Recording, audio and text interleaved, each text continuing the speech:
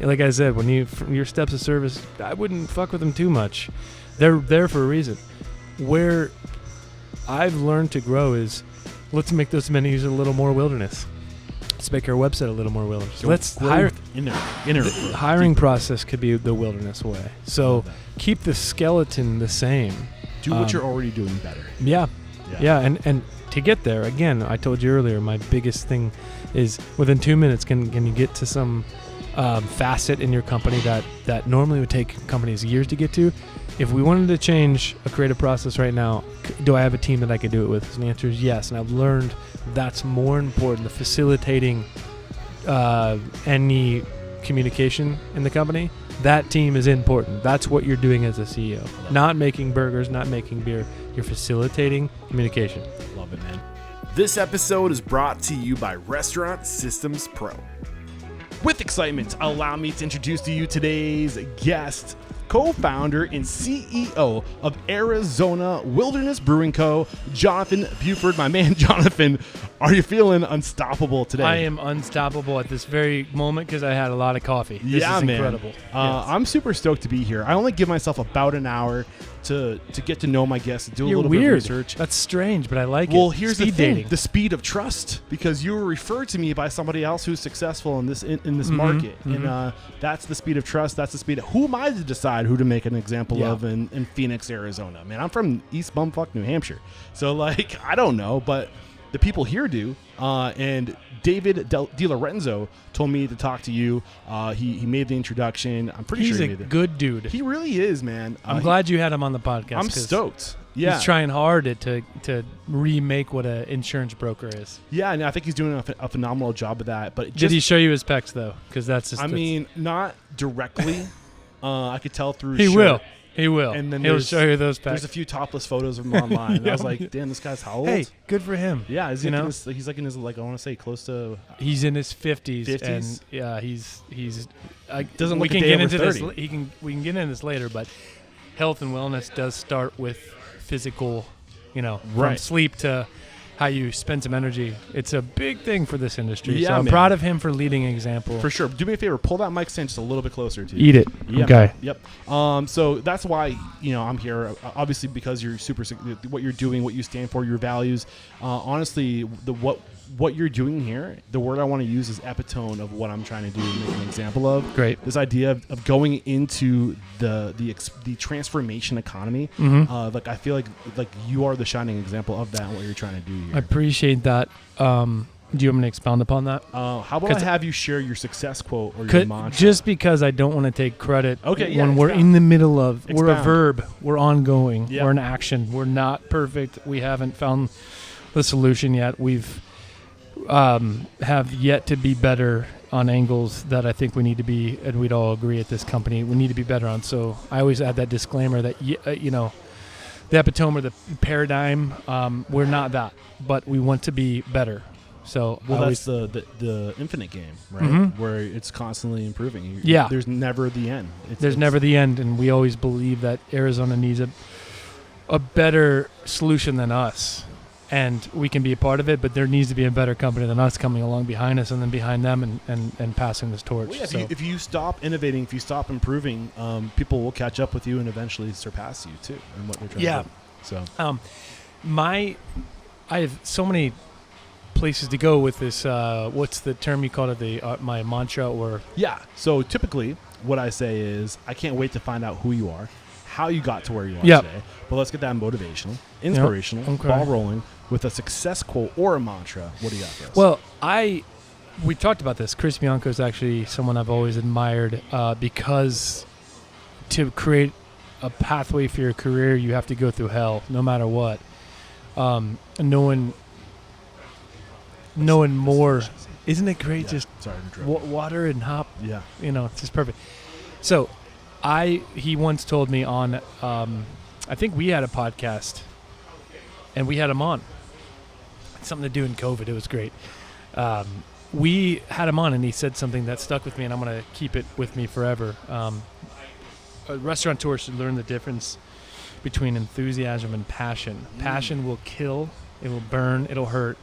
Enthusiasm will uplift, and it will embolden and create a clear pathway. And everyone who says that passion is the key to this industry, I've learned it's not. It's the key for your own personal endeavor. It's not everyone else's. Enthusiasm, being enthusiastic about leadership and about success is that's the leadership way to go about it. And I kind of transform some things from I'm passionate about saving Arizona to I want to be enthusiastic about my staff, understanding the clear pathway to success on how we can do it better to save Arizona one piece at a time. Yeah. Somebody I had on the show, his name's escaping me. I hope it comes back to me, but he said he put a lot of emphasis on enthusiasm and being aware, being conscious of your enthusiasm when you walk into a door. And it's this idea of it's energy. You know, when you come into a room, it's like water. Like if you're a bucket of cold water that gets dumped into a warm room, you're going to bring the temperature down on that room. Same way with energy. If you walk in and you have a negative energy, you're going to bring the temperature down in that room. Right. If you come in enthusiastic, if you're always the most enthusiastic, you're going to lift everybody. It's true, but you can burn too hot and be passionate. And so I think passion is got its place in this world. Passion's the fire, the flames with almost an indelible force, right? Yeah. It's not for everybody to see your passion and buy into your passion. That's not everyone's job. Not. But what you said about enthusiasm, I believe, and Chris taught me that. He doesn't remember telling me, which is a normal Biancoism. Yeah. I love that. He doesn't. He's like, oh. Well, who's more passionate about pizza than Chris? I don't think anyone, but he's not passionate about being the best. Just like I've learned to not be passionate about being the best. I'm passionate about you liking it, my staff enjoying making it or being a part of it. That's the passion I have. I could care less about the best when I think that when I'm even looking at customers behind you or just talking, having a great time, that's the gold, not my happiness, their happiness. And when I see a staff member tell me about growing up in Chicago and he feels comfortable to share that with me just before we're setting up a podcast, that's more important to me than him knowing that we're the best. Why is that important to you? We're not here on planet Earth for any other reason. It's communication and connection. Yeah. So when you're facilitating that as a company, I think you're winning. Yeah. Yeah. I couldn't agree more. I honestly think that's a big part. Looking at like Maslow's hierarchy of needs, like right after security, it's being seen, being loved. Yeah. And I think we have this encoded in our DNA to be seen, be appreciated for the thing that we're passionate or the thing that we're enthusiastic about. And I think when we get that recognition, when we see other people enjoying what we do, it gives us purpose. And I think that is how we it's how we self-actualize, by reading the reaction of the people around us when we do our thing. Are we being seen? Are we being valued? And I think that feeds our soul so much, man. Absolutely. Yeah. We are taking products that someone else grew and heating it up.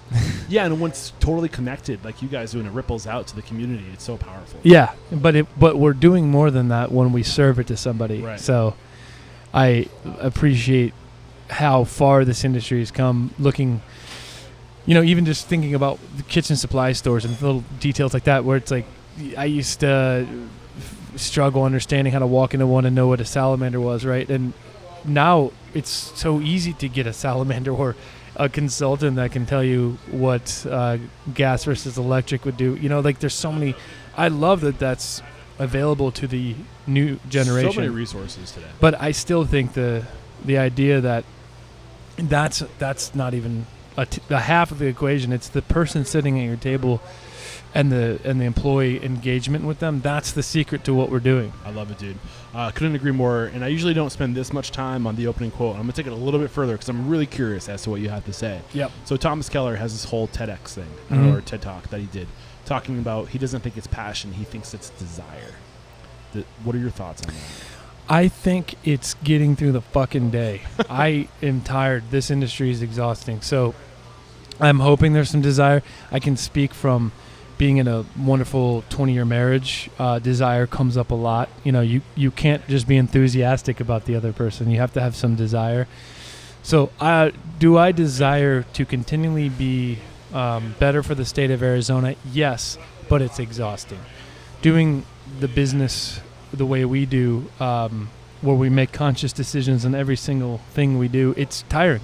So trying to, and I'm not like sleepy. I'm just kind of accepting some of the facts that it takes fucking forever to get things done. And so, yes, I hope you have some desire. And Thomas Keller's wonderful. It's great advice. But it's still, I would stay away from getting into the desire zone if you're not in it for the long run, brick by brick, slowly laying them. I'm making some notes, man, some things I want to unpackage, but bring us back to the beginning. Take us to where it makes sense to start sharing your story. 2002, I moved 3 miles down the road, which is in Gilbert here.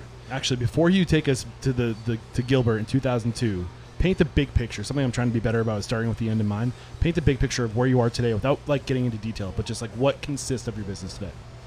What consists of the business? List it off. Like the different yeah, so you're sitting right now. This podcast is being filmed, and we are in the main location where I first laid eyes on a Asian grill. Right now, this was a Asian grill next door, and this was Brugger's Bagel. Got it. And I saw a brewery, and then our downtown Phoenix locations, the Cool Kid Club one. Then across the street's our Wood Note cellar, and then on 14th Street in McDowell, we have our new building being constructed right now. Got it. And any like online businesses, or like those are the 3 channels of revenue basically that you have right there? Yeah. Got it.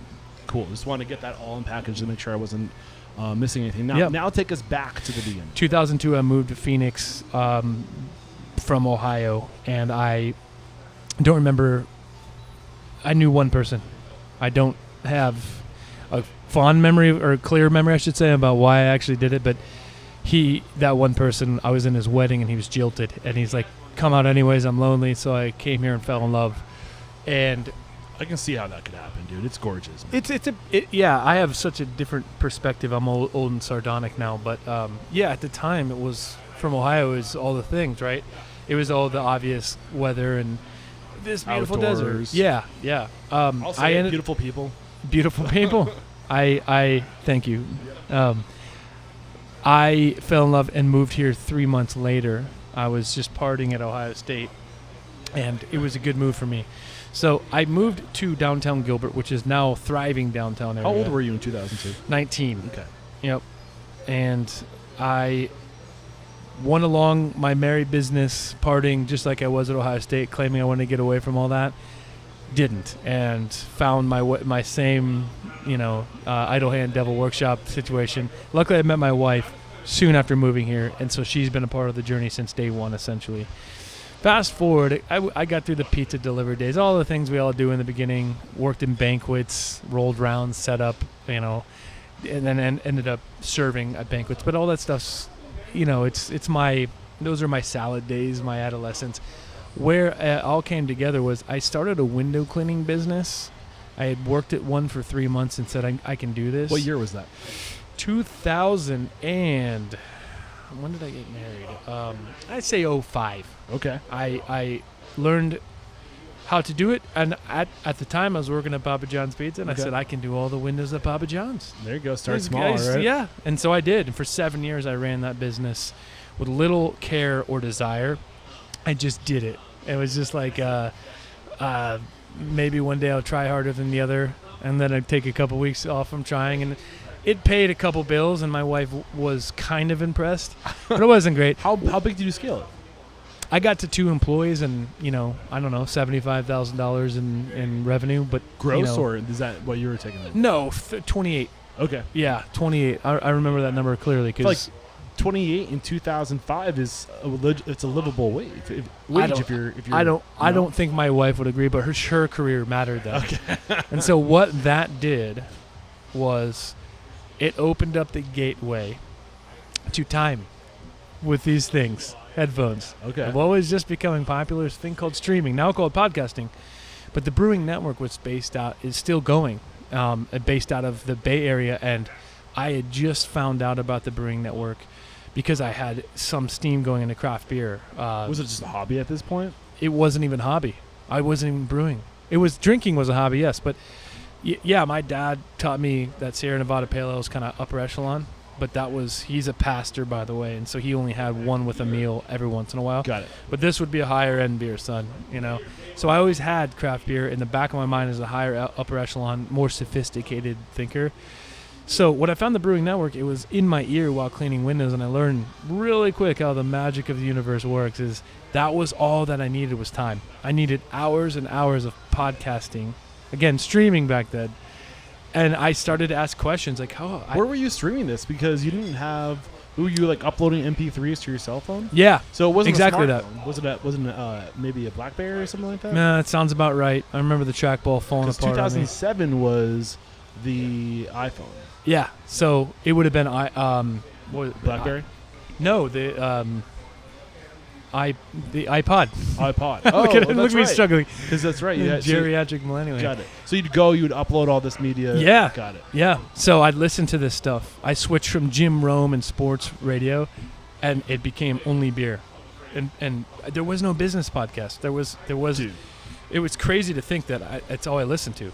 And it's not crazy. I don't think you realize that you're telling my story right now. So great. I was a commercial pilot, resigned from aviation, got a job working as an assistant winemaker, was in a cellar all day by myself, started listening to podcasts in 2012. So 16 hours worth of podcasts at times too in the cellar all day by myself, listening to entrepreneurs and business people share their story. And I was like, why isn't there a restaurant business podcast? Yeah. So it's very similar, but for you, it was. Yeah, and so like anytime I give advice to people, is find that one thing that allows time. A lot of times working out's that. If you're going to the gym for 2 hours at a time, you'll retain a crazy amount of knowledge.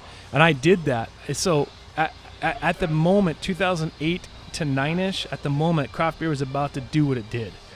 And if anyone needs to be reminded what it did, it became 12 to 15% of the industry from 0.9%. Yeah. These are unprecedented numbers. It blew the big guys up, being Bud Miller, of course. It blew them up. Turned them into confused, corporations that didn't know how to deal with the problem. It's no longer all of that, but this was pre that. And so I watched a show called Brewmasters with Dogfish Head Brewing Company, and I looked at my wife in 2000. She remembers 9, I do too, maybe 10. And I said, I'm going to start a brewery within 2 years. And she said, you don't know how to brew. And I reminded her that I don't care. I'm going to do it. And so my father-in-law bought me the Bible, which is called John Palmer's How to Brew. I became a home brewer and had some terribly crappy equipment. Every master was once a disaster. Oh, right? man, I was a disaster. It's great, though. So I was the second brewery ever to do Kickstarter. I'm still running the window cleaning business. It's my only form of income. We were the second brewery to do Kickstarter. We were successful, and with that money, we were able to buy a home brewing system that would kind of one day grow into what you're sitting next to. We're by our fermenters in the brewery right now. So that got me going, and that's where the passion and that's where the desire comes into play. Now not so much. You don't need all those things all the time. But I did that, and I was obsessed. What was the appeal of the the brewing industry, specifically Dogfish Head? What were they doing that? Like you said, I want to do that. The brand in hindsight, I can answer that. I couldn't then, but the brand building's so attractive to me. Later we became obsessed with Patagonia, the clothing company, and what it is you're going along the ride, and they're also coming with you. And Dogfish Head was saying, "Come along for our ride, but we want to go along with yours as well." And this brand was being built of this fun, exciting characteristic in a bottle. I never thought about that. Like, coffee shouldn't have a personality, but Starbucks turned it into one. It's fast, it's casual. It can come with a breakfast sandwich, right? It can have new nuances in your life that you revolve around. That's what Dogfish Head did for beer. Now, real quick before you move on, what did you mean by it can come with you? Meaning the brand, like you can literally take the brand. It can become part of your life. Come buy this beer, take it with you, but not just the beverage. Take some of the excitement with you, and that's what I did. I grabbed some of Sam's excitement and said, I want to be part of Dogfish Head in any way. So I flew to Milton, Delaware to meet him. It was that important to me. And my wife's going, okay, one more step. He did Kickstarter. He's got this brewery. And then came her 401k. And so her 401k was a big part of this, pulling that out and paying the 10% penalty and making sure that bought more things that we could essentially use as tools to show the customer and my eventual business partner that we mean business. And so that's what I did with it. We have to interrupt today's episode to let you know that every second and fourth Thursday of the month at 1 p.m. Pacific, 4 p.m. Eastern, Restaurant Systems Pro CEO Fred Langley is going live to teach you everything you need to know to run a profitable restaurant from soup to nuts. All you got to do is click the link below. I want to go deeper into this. I think there's a huge lesson here, and I think there's already been a lesson, but I think there can be more to it. Bringing the brand with you, what was it about Dogfish Head? What was the other brand that you mentioned? Not Starbucks, but Patagonia. Yeah. What did you learn about brand building in terms of like creating a brand that people want to identify with, like getting into the psychographics? It's not the customer's job to make it something; it's yours. So you have to make the brand something. If you're the business owner, you have to make the brand something. What was the something that you were trying to create? What was with Wilderness? Yeah, what was the vision then? To be a better Arizona. We're the brand that creates the authentic version of an Arizonan. So going back to my impetus story, moving out here, I didn't really get a pamphlet saying, hey, this state's going to be fucked if we don't do something about it. I didn't get the water issues. I didn't get the overcrowded, fastest growing city in America for 25 years straight. I didn't get the pamphlet that explained those things were negative. I just got the pamphlet that the weather was good. I want to give a new pamphlet. I want people to see that if you're moving here, you should have an authentic value system to you that is better for the state of Arizona. So when you vote with your dollar here, I'm hoping you're voting with places like us to help a better system grow forward. Instead of when I moved here, and you look back in the 50s, why it became popular? Air conditioning. You look in the 90s, Intel moves in. Microchip moves in. It just never got a soul. So I don't know if I'm answering your question, but my goal is to activate customers to be better Arizonans. Well, I guess there's something to be said about creating a brand that is, like Simon Sinek says, start with why, right? People don't buy what you do, they buy why you do it. And I think people don't go out to eat because, I think there's a big part, increasingly so, people go out to eat, they choose brands that align with their values. So when I walk into that brand, you see me walk into that brand and you go, oh, that person must be da-da-da-da-da, whatever value set that they share with that brand to basically be a reflection on their values. I think I've said this. I think some of these marketing books live in an ideal world. I think a lot of people buy it just because they like the product. Okay. I don't think a lot of people ask us the why. I'm not saying this concept or you're wrong. I think it's idealistic. So is that what was driving you? Was just to create a better product that was tied to Arizona? Well, so I think it's best to finish the story because you'll start to do. I think I can paint a better picture with the past Dogfish Head, getting into the garage brewing, all those things. I never wanted to be a brewer. That wasn't the goal. I didn't know it at the time. Now I understand. I was trying to get to a brand. Yeah. And so I met Patrick, my business partner. He was brewing at a brewery down the road. And breweries back then were very, when I say masculine, it wasn't just because it was only men. There was a brute force about brewing. You work 80 hours a week or else, No one made anyone do that. It was just kind of the... Yeah, I think it's kitchens were doing it too, by the way. Synonymous with food and beverage. Synonymous. Yeah. And so he was kind of burned out, and he heard that this guy was doing a Kickstarter. We happened to look like each other. Okay. And so he was kind of like, home brewer, cool, whatever. Just wasn't enthusiastic. So I'd approach him a different way, and I took him backpacking for his first time. And that's, long story short, trust me, we can get deep into this, but long story short, that's one of the ways I sold him, was to show him the lifestyle that I wanted the brand to be a part of. Where it actually became Arizona Wilderness Brewing Company was it was 2008. I was backpacking and saw the Wilderness sign and said, wow, look at this. There's an imaginary line that once we cross it, it is deemed untouchable, to be unkempt by humans, untrammeled by humans. And for all of the wildness to stay and remain intact. There's a miracle happening here. And it's like Congress did this, signed in 1964, the Wilderness Act. So I, from that point forward, melded that with craft beer and said it's going to be Arizona Wilderness Brewing Company. And it just has been ever since that moment. I had a Alaskan Amber on that first trip, sitting there, went, this is it. So Patrick started to hear that plan and said, that is a little different. I'm used to beer being described in one way. This is Patrick Ware, your business partner. Yeah, this is Patrick Ware. So I haven't gotten to the food part yet for a reason. You can see how beer-centric we were in the beginning. you're sitting in a place. The kitchen was. I was gonna be first brewery in this town down the road. Didn't work out. Found this building, and Gilbert just so happened to be the fastest growing city for 20 years in a row. Wow. It's now, I don't know, 300,000 people or in that range. It was like 75. So, right place, right time, people-wise.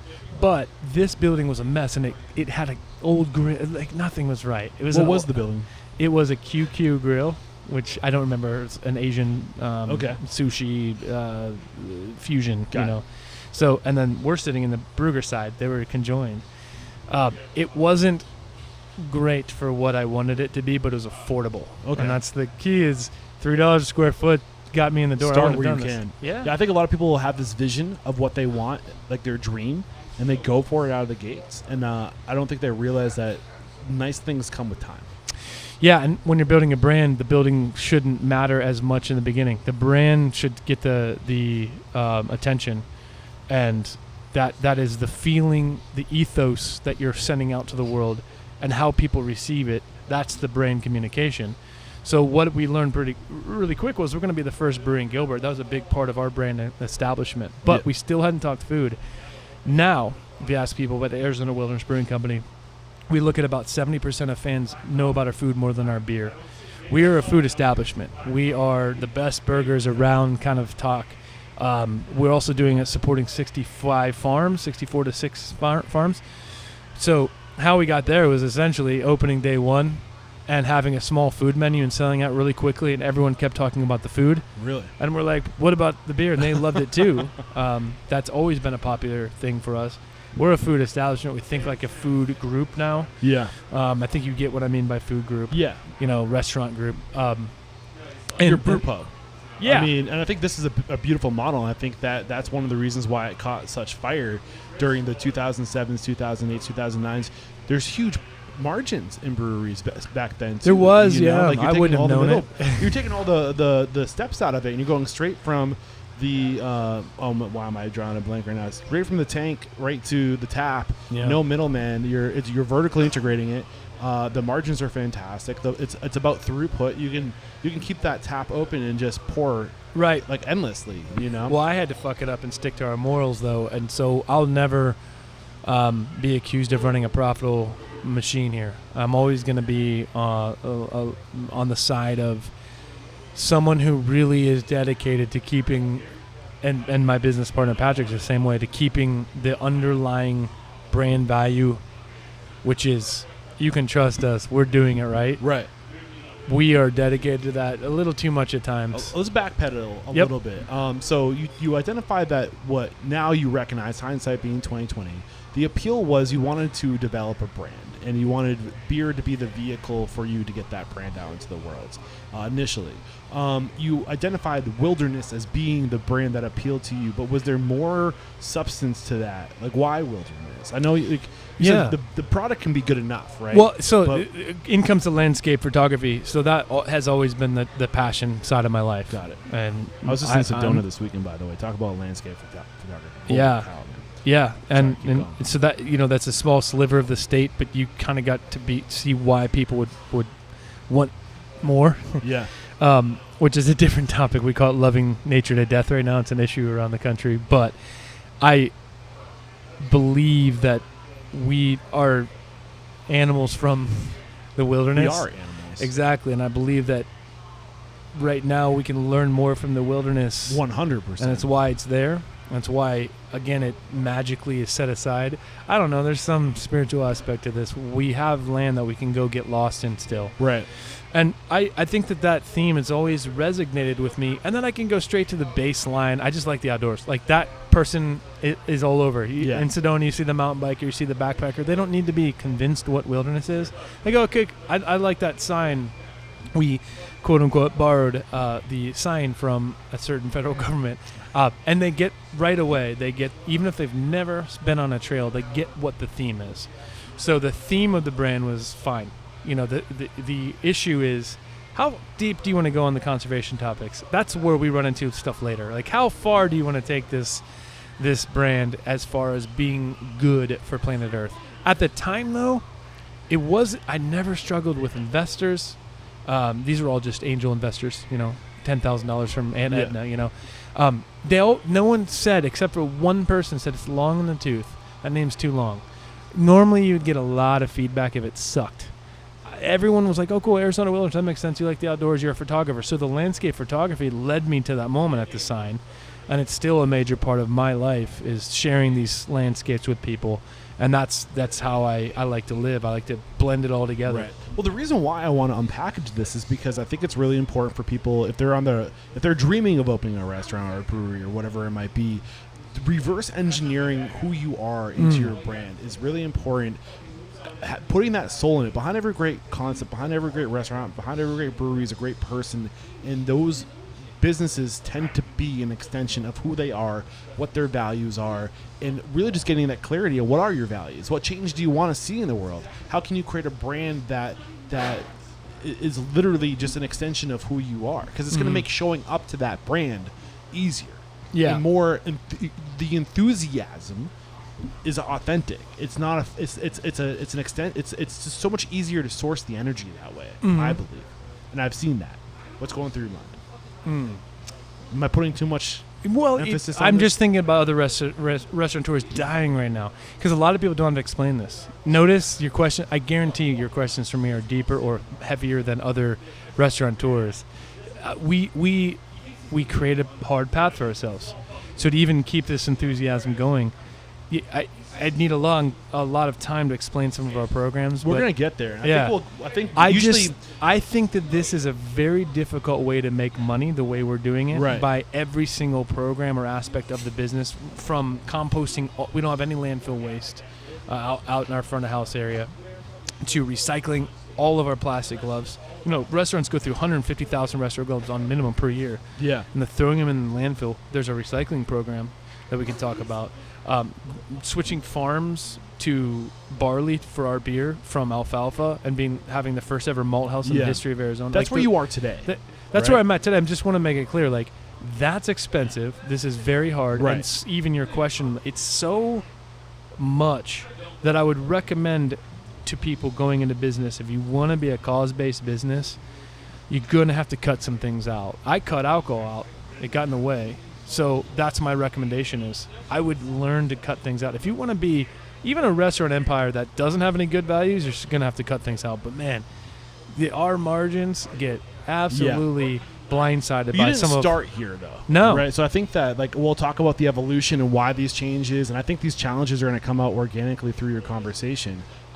So you identify one of the challenges was just getting started, getting the money to get started. You use Kickstarter.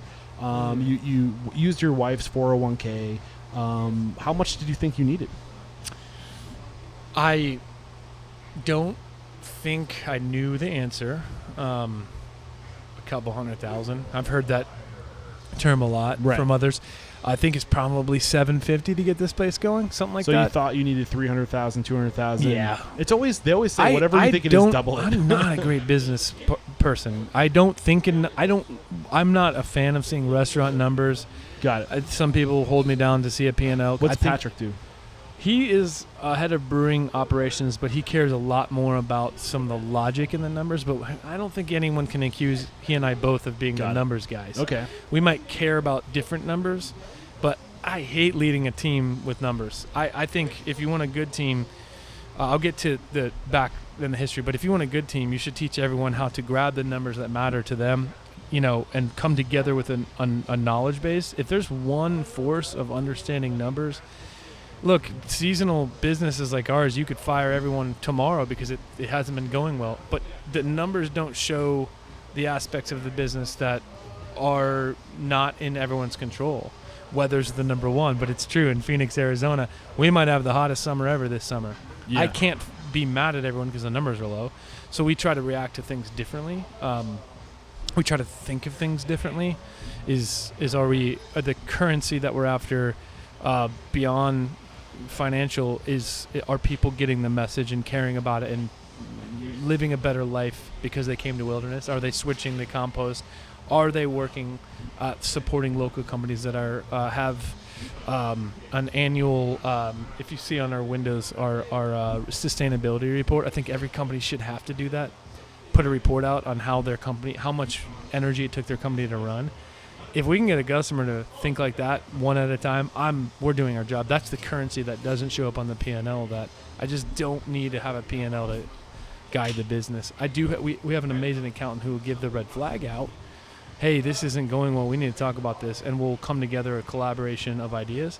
But I don't know. I don't know any good business owner sitting around staring at P&L. I'll tell you what, man. What I've learned is that it's a spectrum. Yep. It's a scale. On one side, you have culture that drives a business, and you can lean far into culture and be successful. On the other side, you have systems, processes, procedures, numbers. You can lean hard into that. And culture eats strategy for breakfast. And I think usually the sweet spot is somewhere in the middle.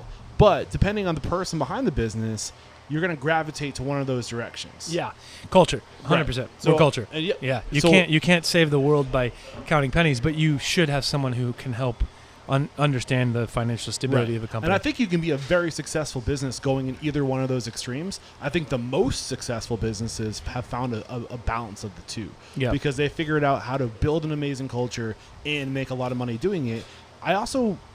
Do you not like the word profit? Because you mentioned, I think that the word profit came up and you're like, we don't want to be profitable, or did I misconstrue that? Yeah, we want to be profitable cool. because we want to pay for things. It's just not where I don't think about it. I don't wake up going, all right, how do we get more profitable? I think I stem from that same root. Okay, this is an analogy that just sticks out always to me. Brett Favre was perpendicular to the ground, and I believe they only needed a field goal. And this is like 99, maybe 2000. He is perpendicular to the ground, and had a shotgun arm. He sidearm. He was in a horrible position, and they just needed a field goal. He threw a ball that didn't need to be thrown. Threw an interception. They lost the game because they could have tied it. Oh, yeah. And I'll never forget what you're talking about. It was against the Vikings. And I just remember it he didn't need to do that. And after the game, they asked him, why are you thinking like that? And he looked at the camera and goes, I'm Brett Favre. I feel more like that than I should. I'm not afraid of the failure part of this business. If we died tomorrow as a business, all good. We did everything we could to get it right. Luckily, we're thriving, but the word profit and things like that, it's only the piece of the system that's necessary. The joy and the admiration, the adoration, the excitement, all the terms I could throw at you, enthusiasm, passion, that's the currency that we all secretly want. Yeah. Profit's just a piece of the system. Right. It's just the gasoline to the blood, car. It's gasoline to the car, the blood to the machine, their animal, or whatever. I think it's weird because a lot of people who are drawn to this industry have a weird relationship with profit. Oh, some people are obsessed. It's ridiculous. Being obsessed, but also being anti-profit. Again, extremes, right? I would definitely fight anyone who says we're anti-profit here, because if you sat and saw what we did, we have a lot of sales and we make sure that each one's based on a profit. But I will challenge anyone who thinks that anyone's making more money than anyone else. Same margins across the board. Competitive nature drives the margin all the same. Yeah. And in the end, why people expand so much is the only way to get a higher margin is to have more revenue. Right. And so that's the profit I get concerned about, is you're only growing to feed the bigger revenue number. I hear what you're saying. But I wonder sometimes if people should look at profit as a way to create opportunity for other people. Yeah, 100%. Again, this isn't an anti-profit talk. It's it's a tool. It's the gasoline, so get it. You have to have it. You're not going on road trips without gasoline. But if you only are thinking about more gasoline, you're going to need more cars. Right. And so that's where these empires grow. And then they fall apart when they make sales to sloppy investors, or they make big decisions. Cheesecake Factory bought Sam Fox. He's a hero to all of us. I had Regan Jasper on the show. Great. Yeah. But that's where this goes. Anheuser-Busch bought Four Peaks, the local big brewery here. That's where it goes. Right. And so How could I do that and then have all of this speech about passion and culture and be Arizona Wilderness and sell? It wouldn't make any sense. It wouldn't. No one would look at us and say, "Yeah, that's a profitable machine." They would say, "Well, I really need Patrick and Jonathan around." So we're owning that, and that's why I'm saying, Prophet, be careful, because culture should be your driver. Yes. That's the thing that gets people to 100% want to be a agree part with of that. it. I 100%. And I do think that, like, my mission with this podcast is to kind of find a middle ground. Yeah. You know, and to get the small companies thinking more like big companies, but hanging on to their culture. And finding that sweet ground where we can say, how can we have more regional 20-unit operations, 10 to 20-unit operations that own that market because that's of that culture, of that region? And how do we pull from the units that are at thousands sure, or like, you know, even hundreds? Like, do we need a brand to go nationwide? No, you don't. Right. So I think we're aligned. You are. Man. No, you don't. I think we're aligned. I really do. Yeah. I just wanted to make sure. The other thing about Wilderness is we're setting up a system. Not that we have to be aligned. I think that no, it takes a. Well, you started with I don't remember the exact question, but you'll hear it in editing. You'll go, yeah, that was. You're not asking that of Sam Fox. No one over there is trying to save planet Earth. Right. And so I feel the same about Yvon Chouinard and Patagonia. No one's asking other clothing lines how much they're doing, and they get ridiculed daily for contributing to.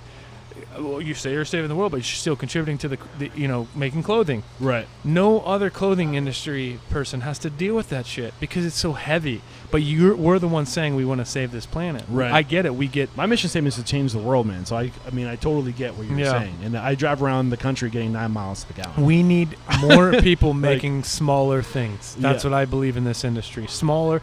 I love seeing food trucks, a Vietnamese taco shop down the road. I love seeing smaller restaurant 100% menus. I like seeing a menu that can support less farms. Instead of 500 farms, it's 5. But I think the truth is, in order to do that, we need to empower the smaller people to think like bigger companies so they can compete with that. Like take the in terms of like running a business, a business that has systems and processes, and knowing, I'm sure you have systems and processes, right? Have they improved over time? Yes. Would you be here today if they didn't? I don't know. Brett Favre threw that interception. I think we probably would not be as sustainable. Right. I don't think, because it's so there's a place for it. You know. Yeah. Yes. This, again, we're not. This isn't punk rock. We're not anti something. We're more or less begging people to ask questions. I think the best employees ask questions, but the best business owners ask the best questions. Right. Why is it that I have to do that thing, or why was chicken on my menu as of 1 year ago the shit that I said I'd never want on the menu? And this is an anecdote, but we had one of the 2 major chicken producers on our menu when we sourced local first, and it was slid under the radar to save some money. And when we investigated that, we ended up, now we're with Mary's Chicken, which is one of my favorite chicken companies for a lot of reasons. I could get into the reasons, but that's a different podcast. It snuck under the radar because it would have made us more money to have the really affordable chicken, 22% food cost chicken, that is the antithesis of what we said we'd do, and someone snuck it in, and so we had to move on from that employee, and that kind of stuff. That's the systems also we're talking about, though. They're profitable systems, and all these systems also can be, when Chef David, our executive chef, when he's making a new item, he knows that I have to cross into the systems, or to have to cross how much local is this burger that we're making this month, and how far did it drive to get to us? Right. So you can throw in some of these. It's not altruism, but it's still. It's the change you want to see. It's the change I want to see, and so there are systems in place. I don't know if altruism is achievable, honestly speaking. Why do you think that's? I don't think this planet's made for altruism. What is altruism to you? It's funny that Sam the Bitcoin guy who's unfortunately in jail for 25 years. What is his name? I don't know. He was supposed to be the altruism Bitcoin king, and Sam Bitcoin. Freeman, right?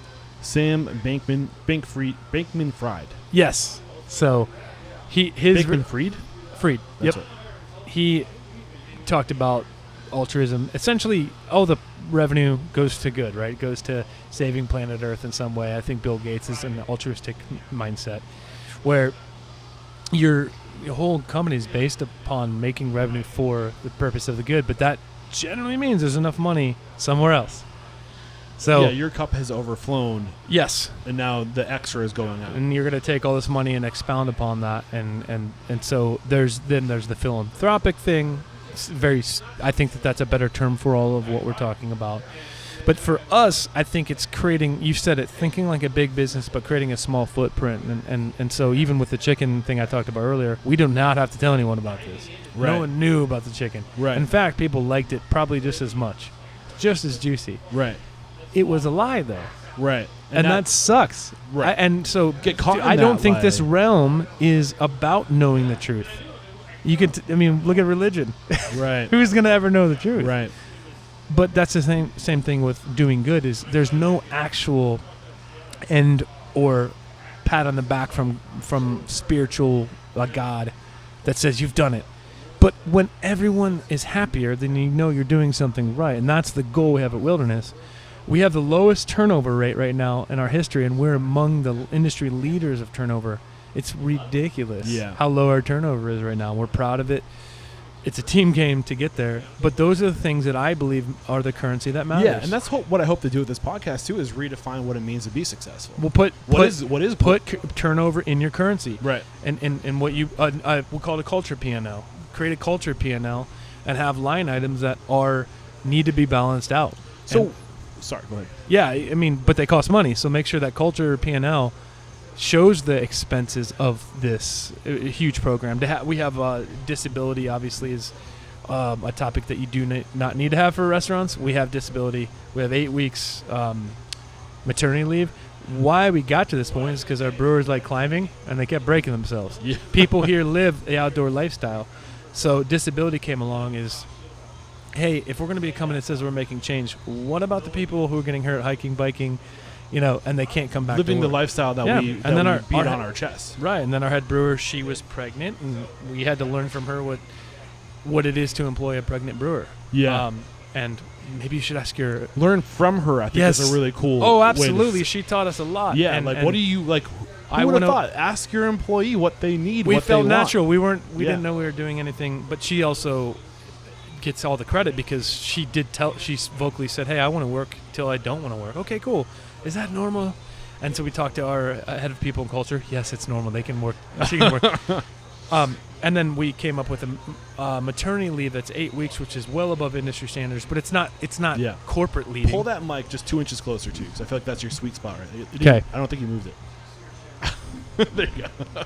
There we go. Awesome. Thank you. You're dropping gold, man. I just want to make sure that people hear it. Yeah. So I'm loving this, man. And keep going along that line of thought if I cut you short. Well, it comes down to why I'm defending my culture pick over the profit pick. And I can't state it enough. You'll know because the feedback is highly in the favor of joy. Right. It's highly in the favor of happiness. It's highly... No one... I pull up here in my shitty Nissan Frontier, and no one goes, that guy's making all the money. Right. I have a home down the road that I would show anyone. It's a very humble life. So that is very important to Wilderness, because if anyone was at the top not revealing what they made or what the company's making, right.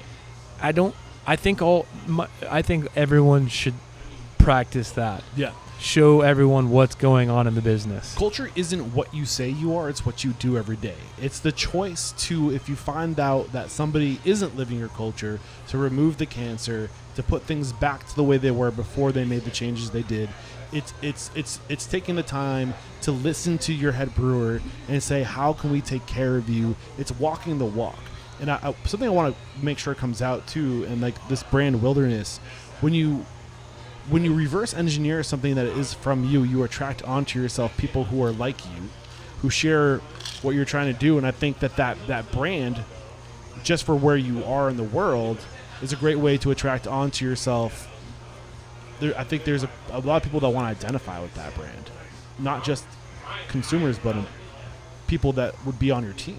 And I don't know if that was intentional from day one. Well, I fucked up more than I got right until recently. And one of the things that I learned was when you say you want to come, when I was giving the ethos of we're an outdoor-driven brand, we did have people who wanted to come be part of that. And that's where I'll say, whether it's profit or not, operations must win the day. Why? Because you have to run a business, so you can't go camping all the time. So you have to learn how to walk the walk, talk the talk, but be open 7 days a week, 12 hours a day. When did you find this challenge? Justice, the big beautiful redhead, had come over from. He is a big beautiful redhead, by the way. That place right there, which we do love them. Oh yes, Postino. Yep. Yeah, and we admire them. Felt the need to comment on his beautiful red curls. Yes, by the way. Everyone does. Yeah. Good for him. So he came over, and it was actually his wife at a Christmas party who said, "Hey, we thought we were going to get a little more of that, a little less of this," meaning this being the grind. And we were shoving people into a system that was a meat grinder. It was, come to Wilderness, make us better. It reminds me of when you hear women talking or men talking about someone dropping all their problems and going, fix me. Wait. And so what she said was that we thought that we were going to leave a lot of the grind in the past. We're going to get fun, outdoor loving, go camping, do all these fun things. And so that meant that our brand culture to our employees was not meeting the mark. And it took a long time to get to where we're at now. How'd you overcome it?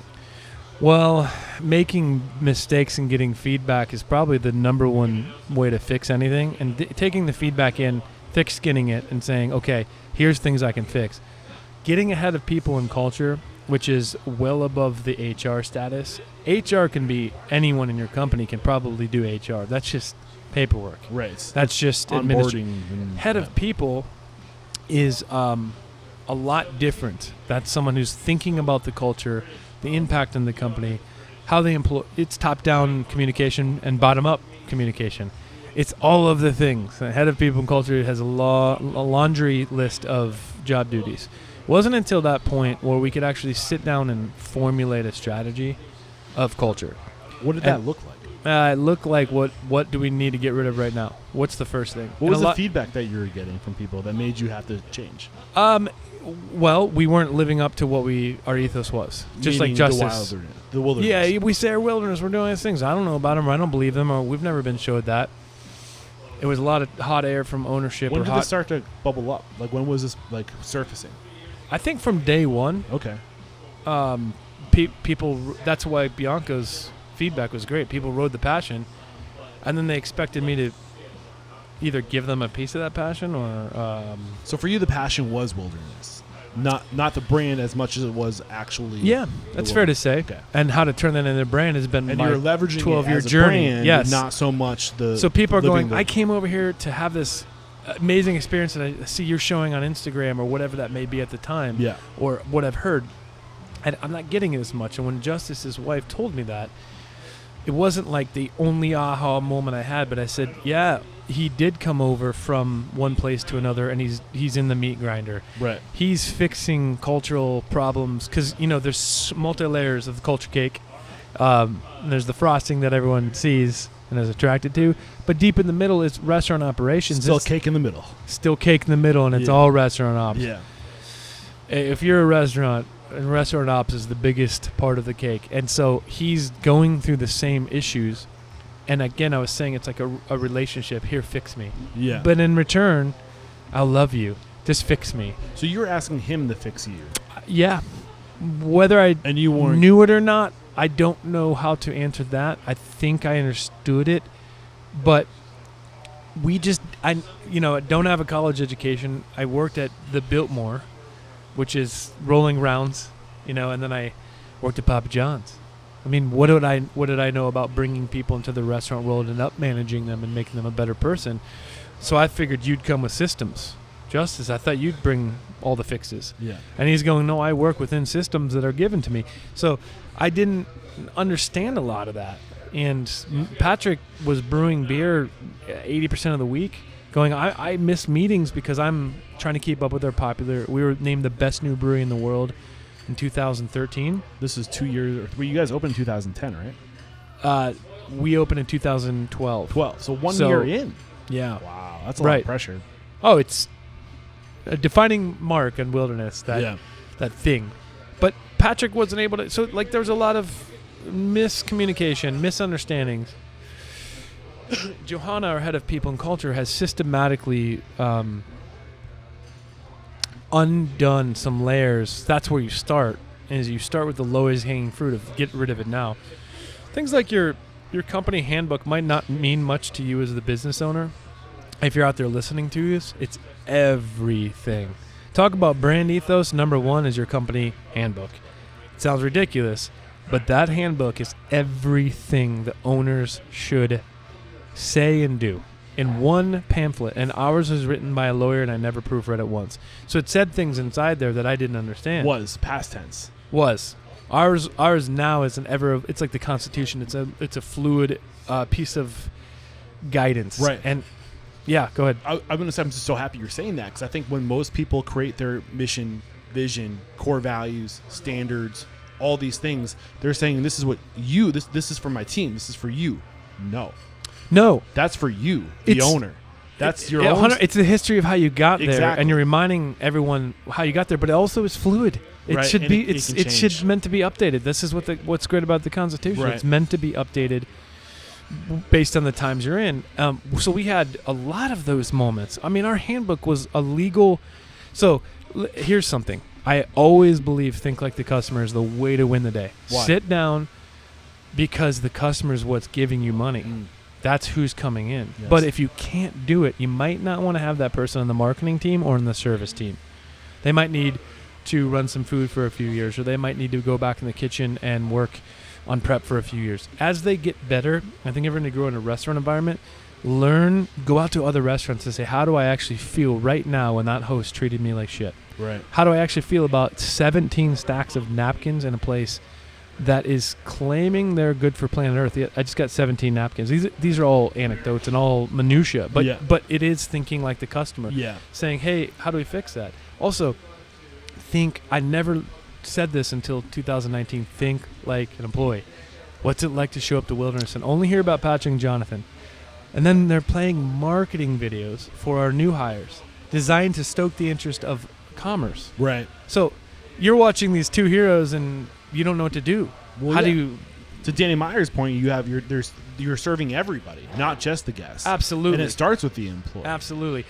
And Danny has said 10,000 things that matter, but he said opening day one of a restaurant employee should be the most important day of their career with you. I think that's Danny Meyer. And I never cared about that. It was like you always heard these weird stats of let go of the 10%, bottom 10%, and just like a churning thing. And so when you have 82% turnover rate in a year, you're like, it's restaurant industry. We have 20 now. That's we have awesome. 20% turnover. We're pretty proud of this. That's something to be. And we haven't lost money because of it. We've gained value as a brand. Yeah, I want to surface two things, or just a few things there. I mean, the echo. Your culture isn't set in stone. It isn't fixed forever. It's a dynamic thing that's constantly evolving and fluid. And to my point, you're creating your core values, your operations handbook. You're putting all the things that matter to your expectations, your standards, the way you would do it when you do it, and not the way you do it if you could do it better, because you have to be able to do it. You can't expect people to do things better than you would be willing to do it yourself. So you're building that thing as if you have to do it every day, and then you do it every day, and it becomes the standard so you can remove yourself from doing it every day, because you can't do it every day. You have to eventually put layers between yourself and those things so you can work on other things to get better. So for example, growth doesn't have to be outward. It can be inward. And with you, growth is so clearly inward that you're saying, if this is who we are, if this is what we stand for, everything we're doing in this business is to grow inward, deeper into how we're already doing what we're doing better. And you can't remove yourself from the day-to-day grind to do those things, to work on the better, unless you build those layers between you and the actual work. Yes. Right? Yeah, I think you... I mean, it was a little bit more of a tear than I was expecting to go on, but... No, you got it. The basic thing is work on the business, not only in the business. The company's ability to become something greater does have a question process. Why are we going to go there? What? And that is leaders getting time to do that. Leaders not being stuck in the grind. Restaurant leaders need more than one day a week to think. I think thinking days are very important. We're a thinking group. So the best leaders ask the best questions, and one of them is, why would we do that? And that means that if Justice better have GMs who can run the shift. GMs better have food runners, servers who can work without needing.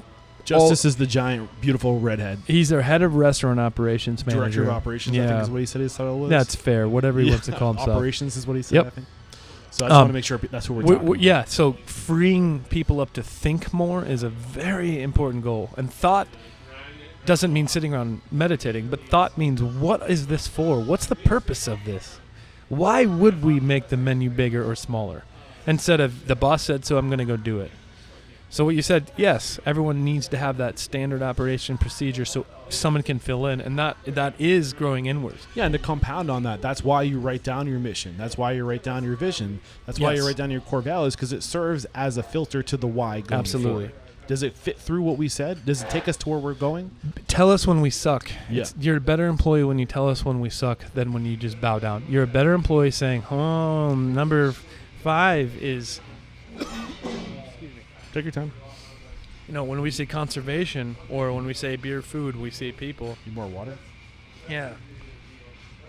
Just better conservation is when you say encouraging your people to tell you when we're not meeting expectations based on what we said. Tell us when we suck, and you just made us better. Tell us what. So feedback loops is a big one. So we're gonna hold that thought. Yep. So you can go get some water. I gotta pee too. Yeah. Perfect time. We have to interrupt today's episode to let you know that every second and fourth Thursday of the month at 1 p.m. Pacific, 4 p.m. Eastern, Restaurant Systems Pro CEO Fred Langley is going live to teach you everything you need to know to run a profitable restaurant from soup to nuts. All you gotta do is click the link below.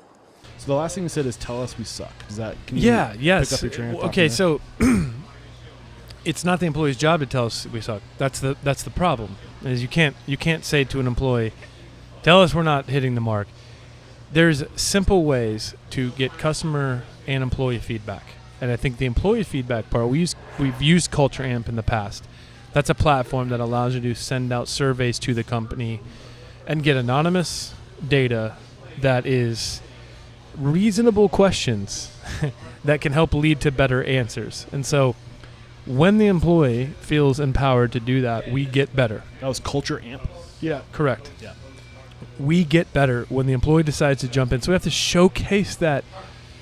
Just like with the customer feedback, we have to showcase the employee that we're listening, and we will make whatever the term would be, a strategic or a structural move. If it's something so bad, we'll have to sever it, right? Yeah. The employee starts to believe that and actually hears or sees that their feedback became action. So that takes a while. This is not overnight. Gather the data over time. And I highly recommend, please, whoever's listening, hire someone for this. It's hard for the CEO to do this. This being the head of people and culture. Got it. Or head of culture, head of people. Like someone who's only thinking about that, not the HR lady. That's what Johanna said day one. I'm not your HR lady. The cliche.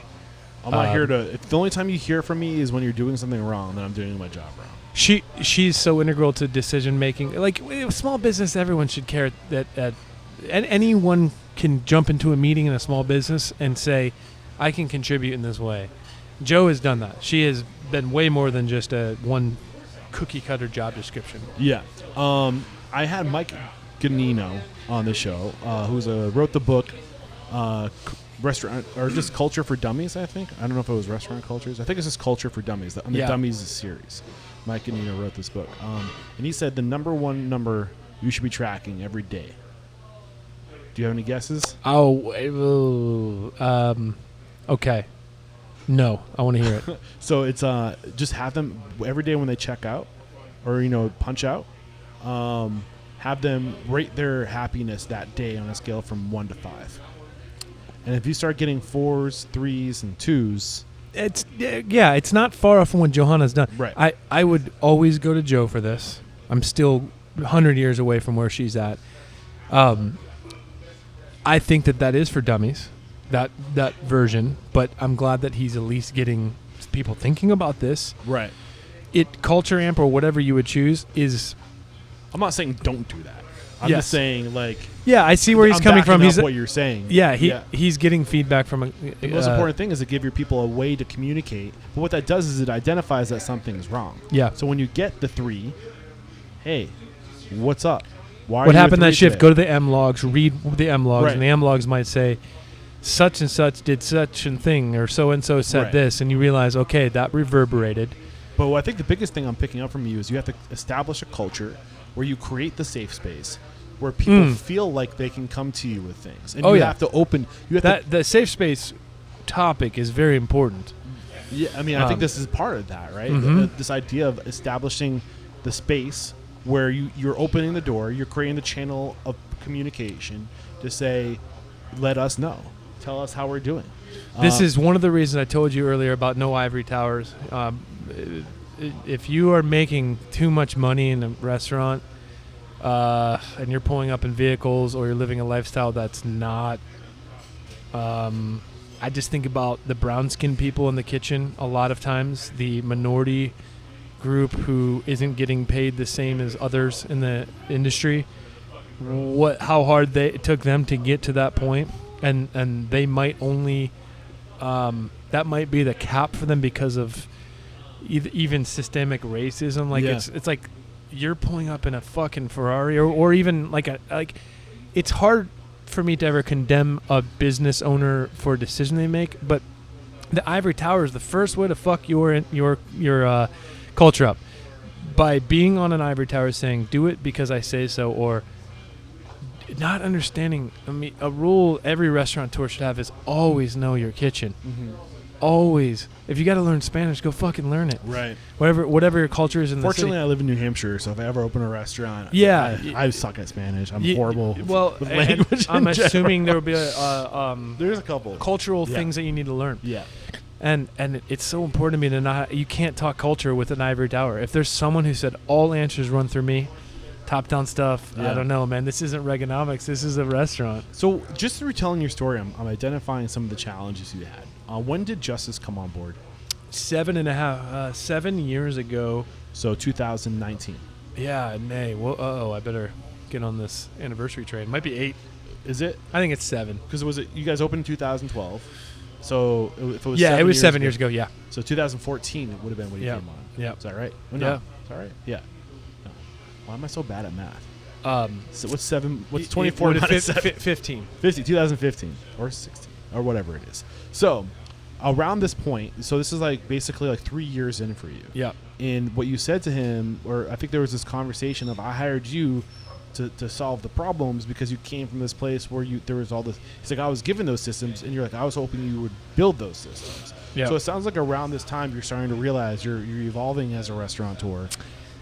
We have some bumps in the road. We became rock star status brewers, and we traveled the world 16 times a year, and so Justice rode through some stuff, and so we kept going. This month, this very week, every single year for 6 years straight was the Copenhagen Beer Celebration, which was the top 50 brewers in the world, and you to get invited to that was a big deal. And from there, we'd go to Estonia, we'd go to England, we'd go to, you name the country. And then we ended up getting, 5 years into that, we got a TV show offer. And so we had 4 episodes to shoot, Brazil, Dominican Republic, Faroe Islands, and Japan, and Jordan. We're the first craft brewer to make a beer in Jordan. So Justice had to go through all of that, and those times I still don't understand them. Were they necessary for this international brand? A lot of it was ego, a lot of it was fueled by alcoholism, a lot of it was fueled by confusion and frustration. A lot of restaurateurs are fueled by confusion and frustration, and they think that they're just mad, but they're actually just confused. And so you're making these weird decisions to travel. What are they confused about? why they're doing this, why it's so hard, why it's the pit of hell is so deep. You can get so lost in this industry. You can be so confused, and I don't know what I'm like. You're supposed to be the happy owner, right? Is that how you felt? Yeah. Oh, yeah. Is that how you feel today? I feel like it's really hard, but I can accept the challenges. Then I don't think I could accept the challenges. I think that right now I know that if I wanted to make change, I have access to change. I don't believe then I did. You don't believe that you had the ability to make change before. Back then, I don't believe I believed that I could have the ability to make change. No, that was 2000. You just get run over with the freight train every single day. That's Yeah. what you believe. You just accept it. Yeah. Now I know that if I wanted to make change in any form in this company, I know I have access to doing it. Even raising profits, even lowering costs, I have access to doing it. What is the mindset that has shifted in you to feel this way? Oh, This is my boy Sam. We're going to pause real quick. What's up, Sam? Have we Sam met? has walked in the room. Maybe. You just look like bearded guy.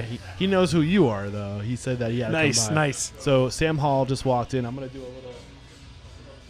He's got his Birks on.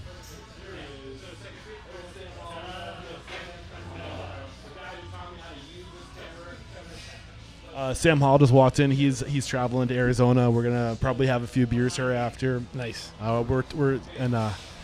I wouldn't know how to use these cameras. It's a moment to see Sam Hall. I would have no freaking clue what I'm doing right now if Sam didn't come in and teach me how to do all this. Should we blame Sam? I mean, I'm a one-trick pony, I like to say. Maybe Sam could teach me a second trick today while he's in town. But I just want to acknowledge that a lot of this is possible because of the help that Sam has given me. Good for you, Sam. So stoked to have a beer with Sam after this interview. Anyway, what was our train of thought? Do you I had gone your challenges. I'd gone through justice didn't come and got all better.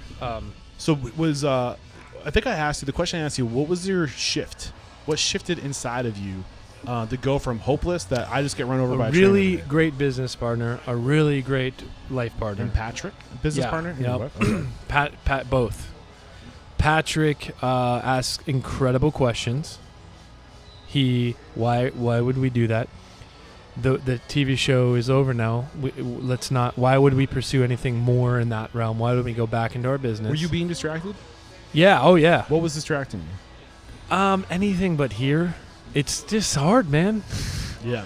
I don't like when restaurateurs don't talk about the pit of eternal hell. I mean, I say my mission is to change my world, our world. Second mission is to talk people out doing it by letting them know what they're signing up. Yeah, well, okay, the best, most successful restaurants are exactly what I was saying. You have access to change. So if you want to change your company culture, how would you do it? If you want to change your profit structure, how would you do it? If you want to change your food cost structure, how would you do it? If you want to become a local focused business, how would you do it? And so we've developed a team that can, all of those things I can do within 24 hours. What was the catalyst, the trigger that made you think that? All the fucking books, all the things. You slowly mature. I was always a late bloomer anyways. You slowly get on board for, I should read Good to Great. I should think about Donald Miller's marketing books. Story Brand. Okay. Yep. You start to read them, and then you take months of failure. You hire the wrong person. We hired the wrong executive. He was terrible, and I had to read The Hard Thing About the Hard Things. What was the takeaway from that book? Fire fast if they're not the right fit. Go get it over with. I have kept them around too long. Remove the cancer. Whatever is happening is the reality of your business. Yeah. And Ivory Tower's got to go, but it's not only Ivory Towers that we've had to move on from. It's just people don't get the wilderness thing. They don't. The lifestyle part of this they're confused about or not into, so they weren't a good fit. But and that's a great book for restaurateurs because you will find yourself with smart people who have a magic wand, but no one has a magic wand, and you'll see it waving around. You're like, can you wave it around here? And they'll sell you. They're a lawyer, maybe. Yeah. They'll sell you on that magic wand. No one has it, It won't happen. It's a brick at a time. You're not doing this faster than others. If you're laying 2 bricks at once, that's because you're paying extraordinary money for 2 bricks at once. Just lay one at a time. Yeah. Build your empire 1 brick at a time. I mean, I've been echoing this too much, but I'm feeling it, so I'm going to echo it again. Just recently, on the way out here, actually finished the book, The Power of Now. Yeah, it's a great book. Yeah, and I think a lot of what I'm hearing is the big takeaway in that book is like you worry, you're filled with like you're getting hit by a bus. You're worrying about all the things you have to do, the things you have no control over. It consumes your brain, but you can only control what you can do right now. And just pick something and start putting the bricks up. And then the most important, urgent thing, put the bricks up. And if you can't do that, then figure out how to get it done. And then at one point, you'll have the structure in place. You'll find out that now I'm a restaurateur. I'm a business owner. It takes a while to get there. But again, I would ask anyone, do you have access to anything within 2 minutes? Could you get me your P&L right now and tell me you're profitable within 2 minutes? You might not know today or at this moment, but within 2 minutes, can you all of a sudden, within a short span of time, turn your bad summer into a good one? Now, you can't predict everything, and I'm not saying that we're going to save the ship because of a leadership team had good ideas. But generally, this summer, we came up with a new KPI called our prime number, which prime everyone... cost? Yes. We didn't do this before, so this is new summer. to us. Yes. Wow. And today was a good example. I got to see prime in action.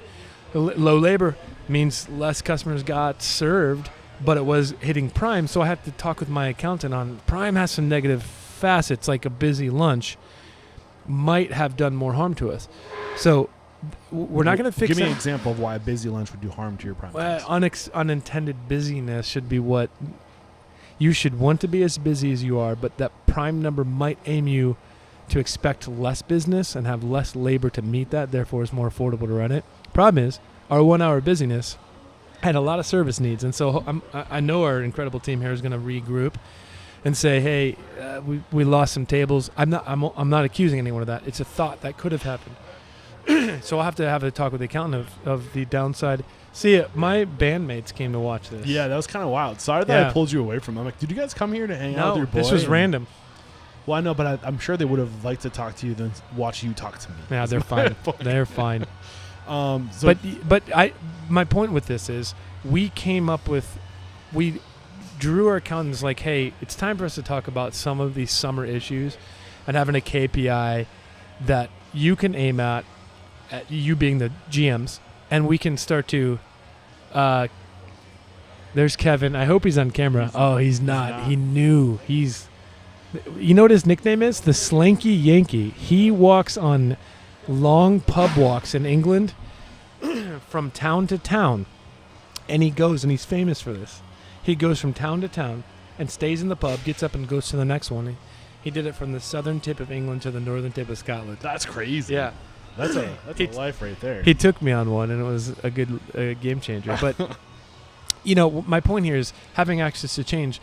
This is just an anecdote. Recently, it's not about KPIs. It's not about prime. Everyone should probably know that day one. We thought as a team on how to do it, and it's still, again, with fluidness. We've probably made a couple mistakes by focusing on prime too much, and a GM needs to have access to say, well, during our busy hour, we fucked up. We didn't have the right employees because I was planning on a slower lunch, and then it hit. It's fluid. You got to learn that your ideas might need some work. Yeah. And that's every single day. That's part of that bricklaying process is every day there's a chance to learn and do better tomorrow. And then some catastrophic thing like 2000. Last summer's here was catastrophic. You would have think a hurricane hit us. Was it just the heat? Yeah, the heat and the malaise. Okay. Heat comes with a malaise that's hard to explain. Everyone goes, malaise? I'm not familiar with this apathy, it's just this slowness that comes over everyone and just kind of no one can go out. And so it's what happens in New Hampshire in December. Yes, it's very common to see this in Ohio too. So you still can go out and grab a beer in New Hampshire, but for some reason, it's impossible to get in your car and go, and so you lose customers. But we had CNN and we had everyone. A lot of people leave too. New York Times came in to write about the climate crisis in Arizona, and some of it's over the top, some of it's embellished, The city's probably going to be fine. It's not going to run out of water. That's a whole different topic. You said it's not going to? No. Didn't you allude to that? We somewhere? are misusing our resources, and we're overestimating how much we can grow. And I think in terms of crops. Yeah. Way more than city. Crops is 100% the issue. Farming. What are your thoughts on vertical farming? Do it. Its smaller footprints is going to be incredible. If you ever took a plane ride over the valley, so we're calling this the valley, not at Los Angeles, but the Valley of the Sun, you'll see more green than you ever would anticipate surrounding, and it's mass farming, but it's four ingredients. But number one is alfalfa. Yeah. What are those 4 ingredients? Alfalfa? Corn, cotton, and cattle. That's our 4 major things. So you'll see cows everywhere in the desert. You're starting to get into something that I think is going to be a big part of our conversation, but before we transition into that, you're so clearly a culture-driven organization. I think you're starting to recognize the significance of the numbers and how the numbers can help you get a grasp. Like, I think the numbers tell you how your culture is doing it to a certain degree. I think there's numbers don't lie. There's numbers you can track, the KPIs that you're talking about to measure your culture and all that. Anything in terms of culture, anything in terms of evolution as a restaurateur, bar, have a hobby that gives you peace. So if you don't have a moment for peace, and I'm hoping anyone listening to this has a partner like I do, but we're not also lucky. Talking about Patrick or your wife? Well, both. Got it. Both. A life partner and a business partner. One and the same. If you're doing a good business, if you want to be in business for life, at least. Right. But have a hobby, whether it's crocheting or backpacking, whether it's pilot, being a pilot. I do have some friends that's their hobby, and that's how I took that flight. You said Did I tell you I was pilot? Yeah. Okay. Yeah. So you understand how calming it can be because it's an obtainable thing. You can fly and you understand it. Yeah. Ultra marathoning's Patrick, my business partner. Have a hobby that brings you joy. Yours is backpacking. Hiking. Yes, I think so. Yep. Sometimes I'm mad at it. I'm only partially joking, but yeah, you have photography, to be clear, is my passion hobby.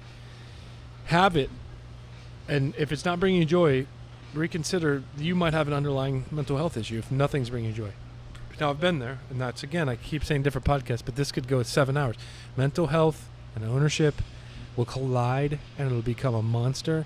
So this hobby I'm talking about, I don't care what it is, even if it's just a 20-minute meditation practice, have it, because in the silence comes the truth.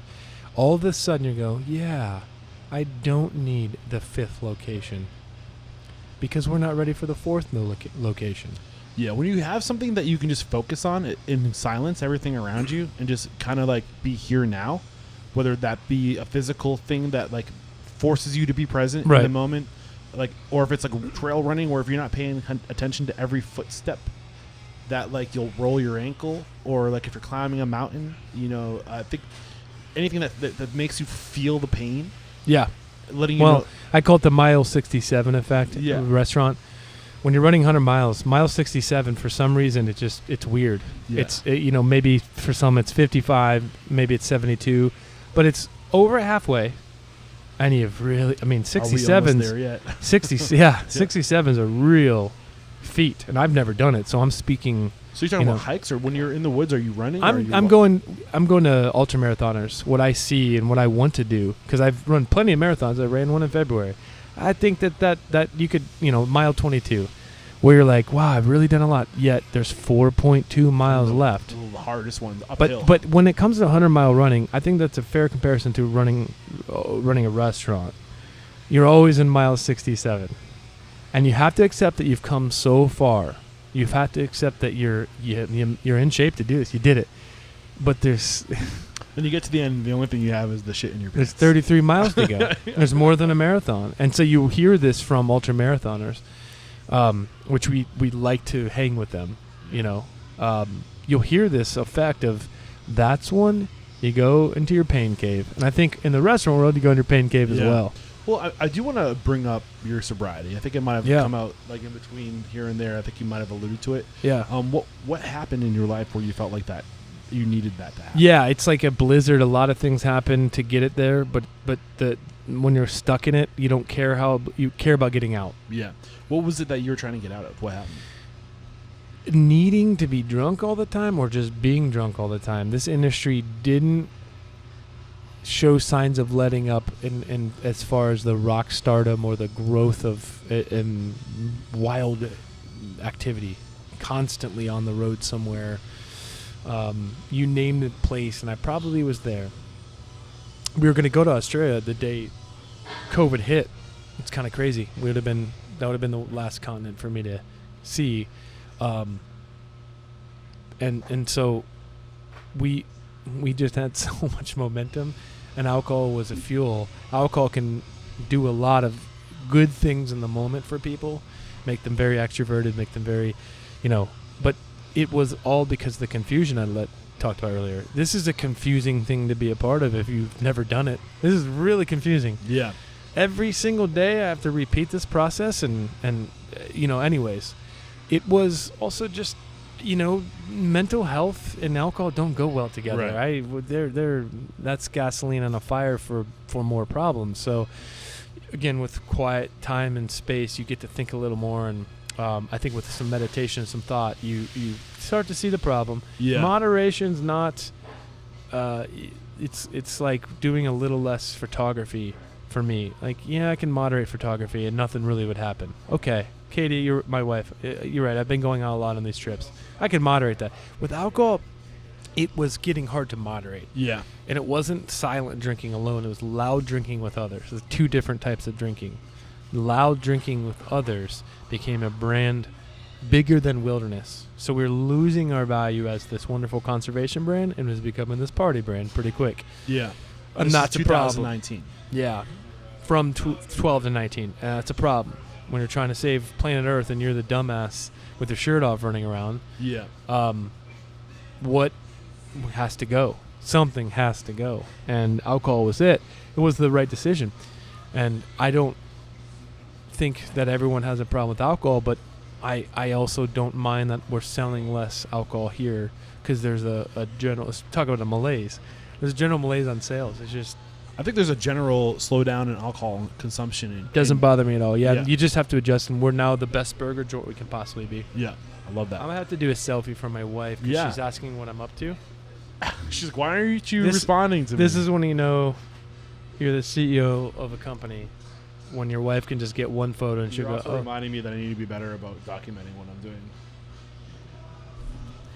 Yeah, there we are. That's video. Cool. So the alcohol thing, we're an incredible burger joint, and I can maintain my status in the company. I thought it wasn't going to be that way. I thought it was going to be, I was out, and so I started to make my exit because I thought, you can't be in the alcohol industry, you can't do this. COVID changed everything. So whatever happened there, a magic little reset on some values and a really difficult uphill battle on others. COVID did reset some things, though, and I think our grip on the industry was lessened. And when I say our grip, I think the party grip was lessened, and now you couldn't get together and party. You were forced to change your habits. Yeah, I started to write a book. Oh, really? That's right. And you had your, get into that. I during COVID decided to take my photography and go all in 7 days a week and document all 90 wilderness areas of Arizona. Well, that seems a little more on brand than partying, doesn't it? Yes. and I found out that expending energy is a big part of who I am, and so that's what alcohol is about for me. It was more about the energy burst. Yeah. And so getting up a mountain with a 60-pound pack to stay the night for that sunrise, that's a really good obtainable goal. Yes. And I always tell young men, and obviously anyone should hear this, but I've focused on young men in the industry right now because I see their mistakes and I can relate to them. Young men should have obtainable goals and experience doing those goals. It feels good to do a goal, but I think there's some psychological things that are very important, and the restaurant industry is an unobtainable goal. Yeah. They say a good one to start with is making your bed. Yeah, 100% every single day. There's a whole like TED talk on it or something. A speech. Yeah, yes, that's an obtainable goal that every single day you can. It's an easy win. It's the first thing in the morning, and it just kind of starts to ripple from there. Yeah, and that's why like people who take care of their vehicles or whatever that may be, ultra marathoners, big obtainable goals, but it starts with 5 miles. It starts with walking, in the morning, your first walk to go towards your new career or your new hobby as an ultra marathoner. It starts with the walk. These are obtainable goals. Where the restaurant industry, like I said, is unobtainable. It's going to change. It's going to be different. And a year from now, I can suffer from new problems. And that's why it helped me a lot to stop drinking and start new obtainable goals. And the book was an obtainable goal, and I did it. And I got a publisher and everything. It was magic. Awesome. So now you have this other vehicle to I don't know if this is going to be another channel of revenue for you in order to diversify your portfolio, right? To not be all in on one product or one experience. Like, I think it's important to have multiple channels of revenue. I don't know if that's on your horizon, something that you'd like to bring money in from your writing.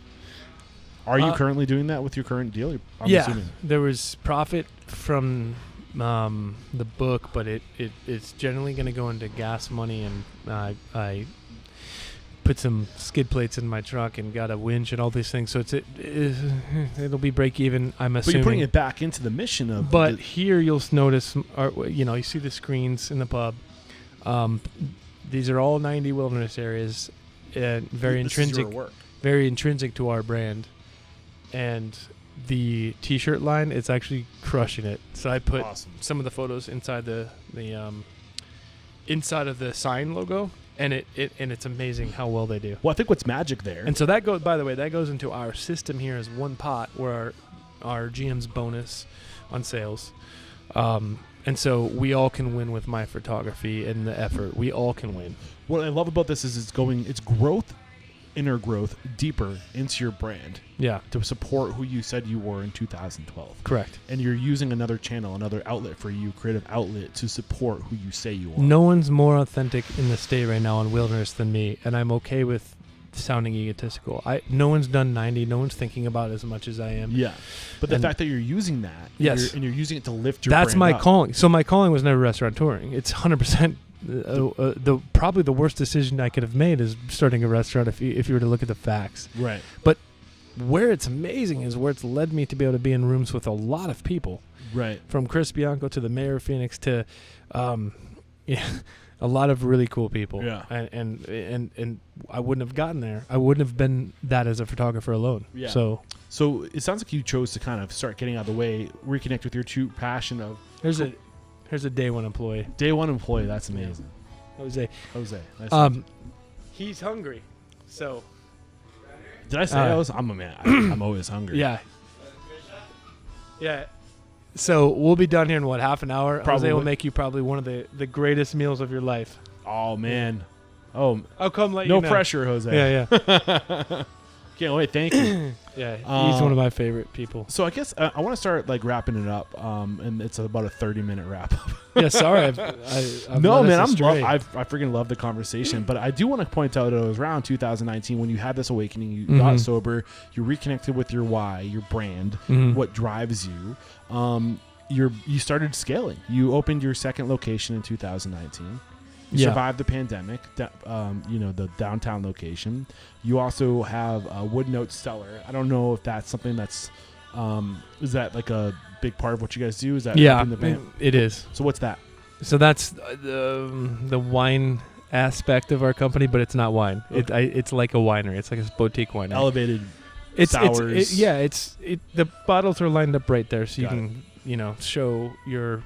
So it's like if you're starting a restaurant group, it's like your fine dining. It is like your fine dining. Things take longer. They're more expensive. They're more esoteric. They're harder, and they'll have the worst lows, and they will the highest highs. So is that for your brewmaster, or was that a creative outlet for your brewmaster? My business partner Patrick, yeah, for sure. And then Nick, who runs that location, might as well be the best sour brewer around.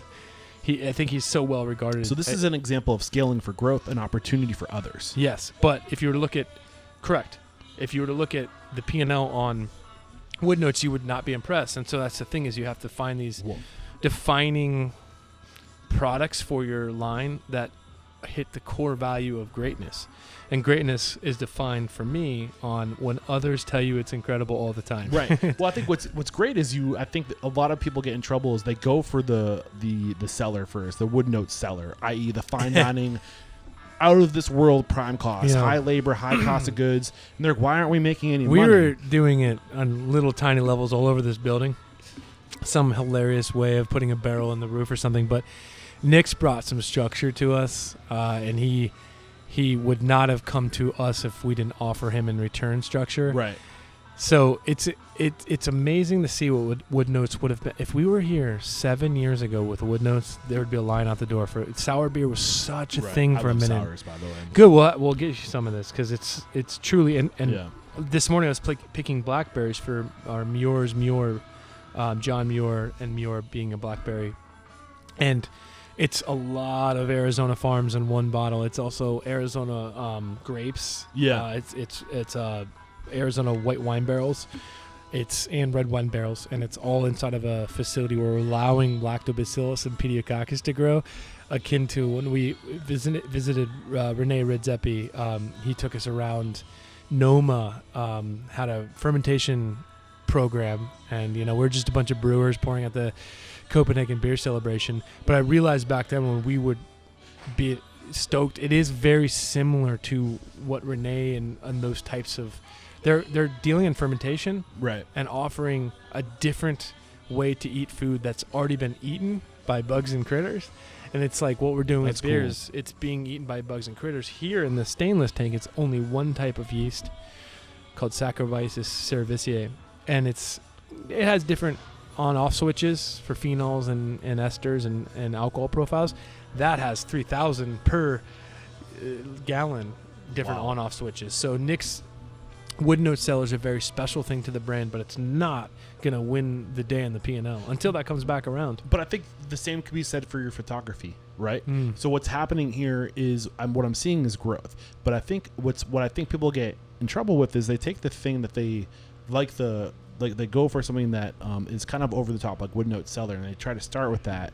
But if you start with something that is a cash cow, and that can get to the point where it can cover your liabilities, and it can cover this and create security for the people you're surrounding yourself with, so you can remove yourself and then chase the more passion project type things. That's fair. So Refuge IPA has been on since the garage days, and that's been a tried and true. Yeah, I'm assuming this is Patrick's passion project. It was both of ours until 19. Pat's the one who did the work to see it through and make sure the cellar got the things it needed. Right. And the downtown, is that just is it, not just, but is it a restaurant that sells your beer? Is that kind of the idea to get more? What was the idea behind scaling? To match the European Beer Garden, 100%. Like, we were blown away with this big, giant, community-driven space. It's 650, and it's wildly busy because we built it so big. Right. We wanted to bring that to this environment, and it was the right place at the right time. And Roosevelt Row. All your beers or our beers? Yeah. It's extension of Wilderness for sure. It's brother or sister or it's a direct family member. So you have the OG location where we're sitting. Yeah. You have the downtown location that opened in 2019. 2022, you had a Wood Note cellar that opened up. And then today, you're in the process of creating your third project or your fourth project. Yeah. Which is? It's going to be where the brewery is going to live. We're going to move all this stuff over to called Miracle Mile here in Phoenix.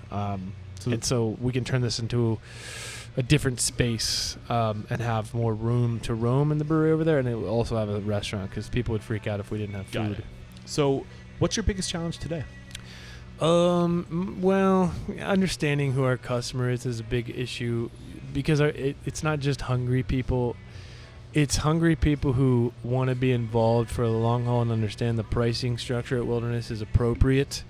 We are worth the $20 or whatever it would be for a burger. We are worth the $7 to $10 pint. We are worth, our retail program is all organic cottons or recycled bottles. Like, we're worth it. We really don't want to take too much time on the person who's looking for a deal or looking just for food. We're looking for customers who are looking for us, and we're hoping that they're on the trails or we have our Pride beer coming out, and some people have given us, the woke is broke thing. We're looking for people who don't get caught up on Pride beers. We're looking for people who can say, oh, cool, you're celebrating another part of our community. We're not just looking for hungry people. We're looking for people who are hungry of the soul, hungry of the mind and spirit. And that's a problem now. I want better customers. And so we have to... How do we get there? How do we get better customers? Yeah, change some angles of your brand, the way it's prismed into the world. So repositioning your brand. Changing some angles, not repositioning, changing, the light. So staying the same. Like in photography, I can show you something at 12 o'clock, a mountain, and you'll say, that's cool. I can show you something at 5:45 when the sun's glow hits it, and you'll say, this is the most beautiful scene of my life. We can change the way it's seen, but not having to reposition anything. Brewing with Patagonia has been a help, but what we've learned is that's not changing. That's actually not what we thought. So we have a beer with Patagonia, and of course it's not on the day you're here because we sold out over the weekend. There are heroes. We read Let My People Go Surfing. We fall in love. We brew with them. We still love them. But it actually hasn't found us better customers, and we found out quickly that we didn't align with anybody. So I've learned a lot about who they are, who we were, who we are. Yeah, the clothing company. It's called Kernza Lager. Yeah. We were not able to combine customers. One, it hasn't been going long enough. Two, we would have to reposition our brand. We'd have to actually go to REI and sell, or Patagonia stores and sell. Our customer comes from Gilbert or Mesa. I'm pointing to the general direction, or Chandler across the street here. They're hungry. They want a place to sit, and they like to feel good about it. Nowhere in there is Patagonia. When you say feel good about it, what is it specifically? They know that the process it took to make that food, they trust us. They go, whatever Wilderness did, I can't quote it. It's probably water saving. I think people will immediately understand compost. And the fact that we don't have any landfill waste in the front of the house is a big deal to some people in this world. We send it to Recycled City, and they compost, and then they grow cherry tomatoes and squash for us back on the menu. Right. So it sounds like... Sorry, did I cut you short? Well, just the point is the customer generally, our tried and true, most valuable customer, knows that their stories, they can't quote everything, but that's, So what I'm hearing is the brand is stationary. It has remained the same. It is where you left it. It is not going anywhere. But what's changing is where the consumer is, their perspective of the restaurant. We changed the light angle. So you're changing the lighting. You're giving the consumer different angles to view you. Yes. To identify. We've always been there, but we didn't know how to show you. Yeah. So what way are you doing that? Well, number one is not growing. So that new location is taking forever because construction stuff. But we're not. Past that, we'll wait 5 to 10 years to grow again. If you start to grow, it's hard to keep up with the story of a company. And we believe that outposts will be the best way to do that. Smaller locations with less moving parts. Downtown, you'll go down there and go, holy crap, this is a large location with a lot of moving parts. That'll be the one for a long time that we can live on. But community-driven projects are pretty easy to be a part of and turn the flywheel with them involved. My wife, unfortunately, has MS. We make a beer. We're the only brewer that makes a beer with the MS Society every year. And then fast forward to June coming up, we have our annual tribute to the 19 firefighters who died in Yarnell Hill. That's I think a nationally known thing. Largest since 9/11, largest group of firefighters to die in one day, first responders to die. And 3 of them were great friends. One was my best friend. And so every year we make a beer dedicated not just to that, but to raise charity money for other fallen wildland firefighters. And I could go on the list of who we work with.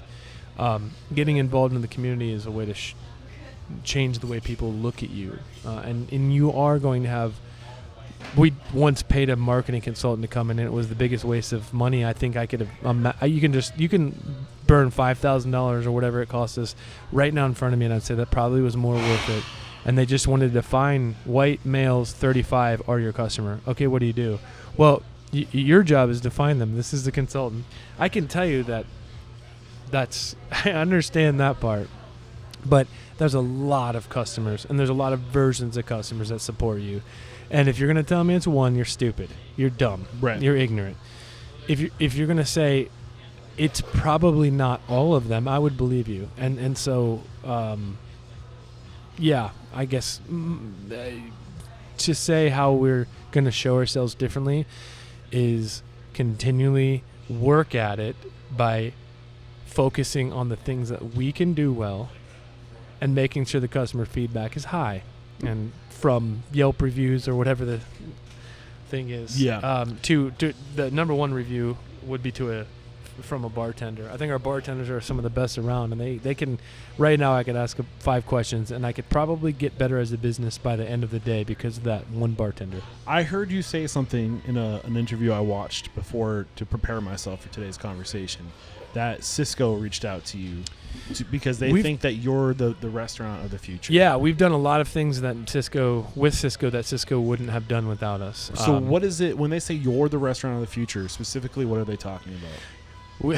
They're baffled by some of the loss of profits we take. That chicken thing does not happen in this world. Like, you're going to go to a more expensive chicken and make less. You're going to go from a 22 to 26% food cost. You're literally going to lose money.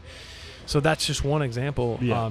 Arizona grass-raised beef. They're a company north of here, and they're buying old ranches, taking those old ranches and putting beef cattle on.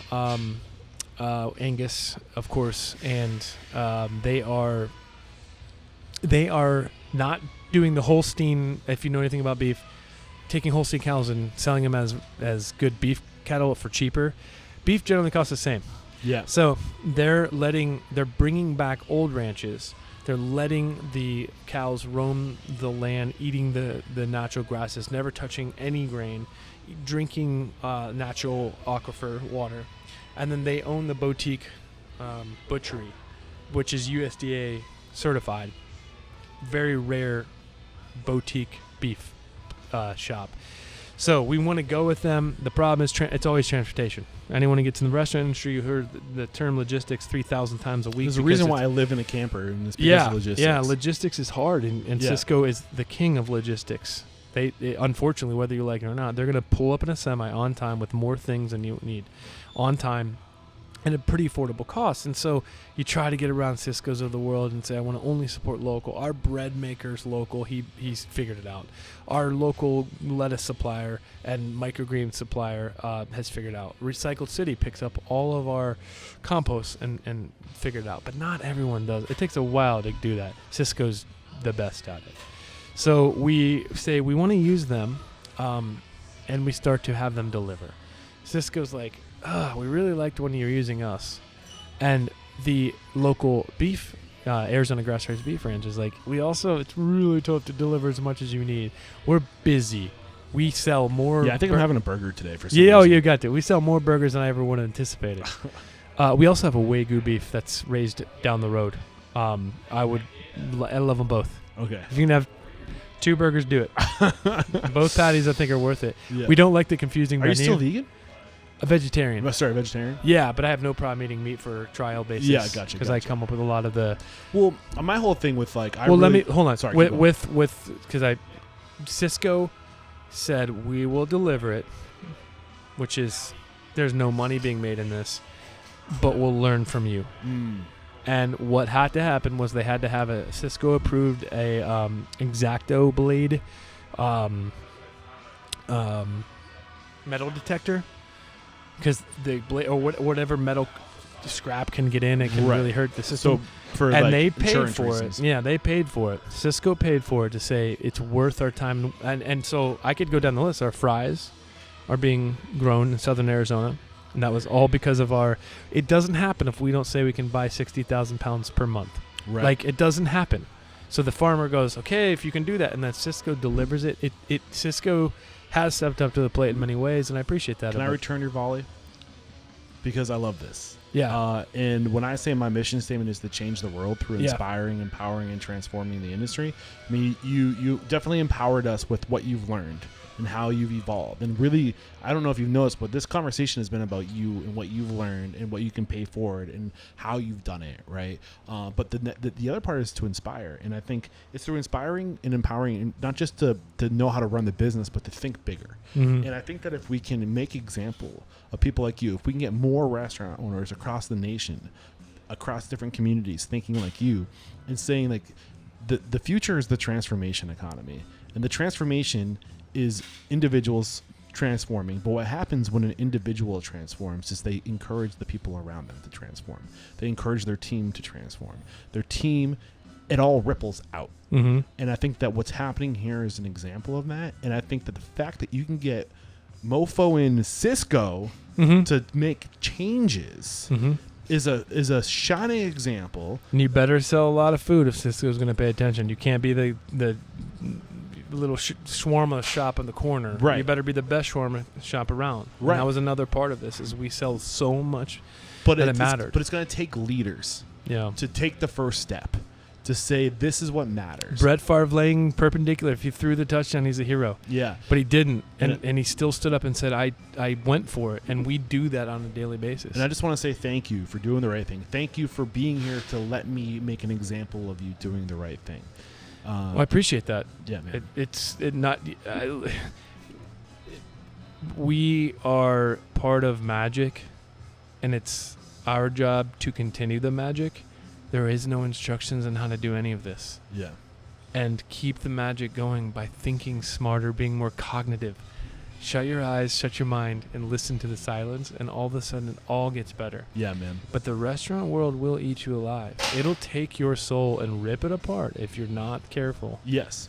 And I think, the other thing that came out that I really want to make sure is important, and you identified this subtly, is that the issue, I think the biggest, what I've identified, talking to nearly 2,000 restaurateurs, 1,200 restaurateurs across the country, is that,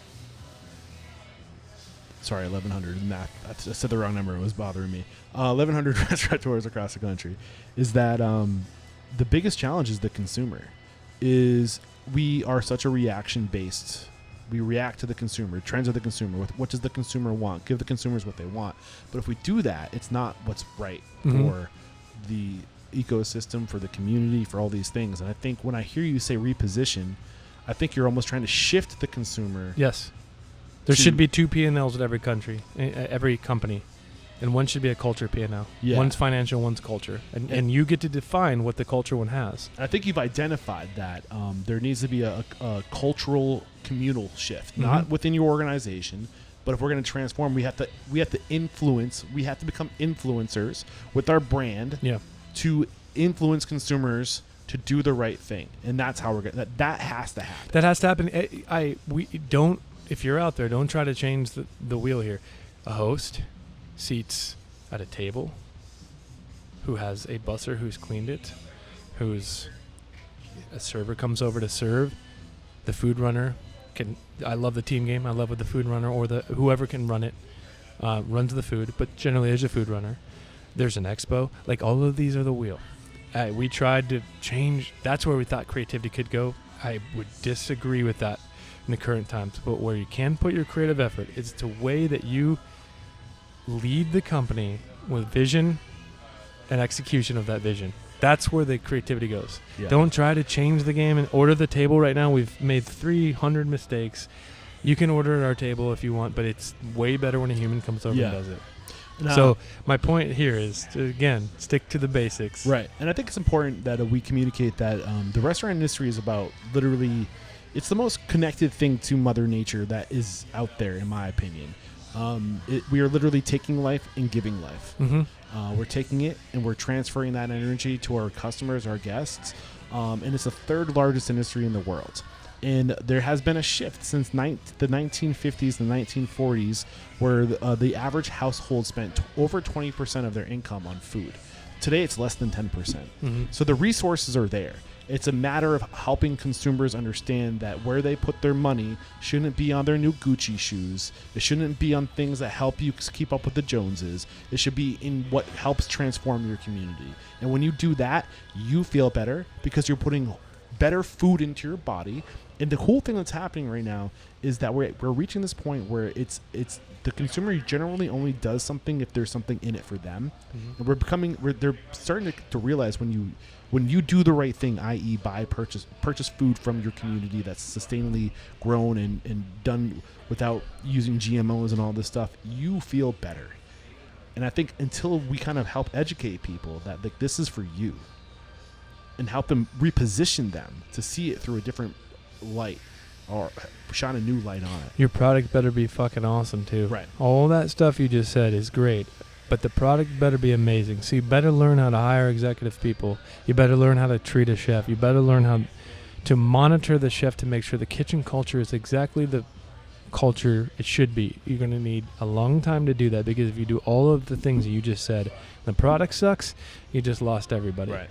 And that's the secret sauce. Number one is quality of your product. It does not matter about your brand story. Quality of your product. When I come into Wilderness as a 11-year business owner, I still want to have our food. And it's because it's fucking good. Yeah, man. I want to ask you, if you're wrapping up questions, before we get to those questions, this is something I'm trying to make a habit of. Can you share something about your tech stack? Something that you're using. You mentioned earlier you're using... What was it? Culture Map? Culture Amp, yeah. Toast is Culture funny Amp. because it's Extra Chef and the payroll side of Toast and stuff. Toast is kind of the tech stack world.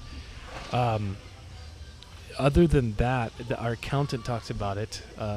Our accounting tech stack, I don't know what it is. But I'm telling you, Toast is what this, unless they're doing evil, we don't know about it. They're kind of what we needed. I don't know if you've ever messed with Extra Chef, but it's basically an inventory management system of Toast, and then their payroll side of things. It sets up to be a Google or an Apple where it's the monopoly, but I don't know. There was a problem with this industry when I got into it. Like, we had Aloha, and we spent $48,000 on just getting it here. Yeah, and they don't do anything for you.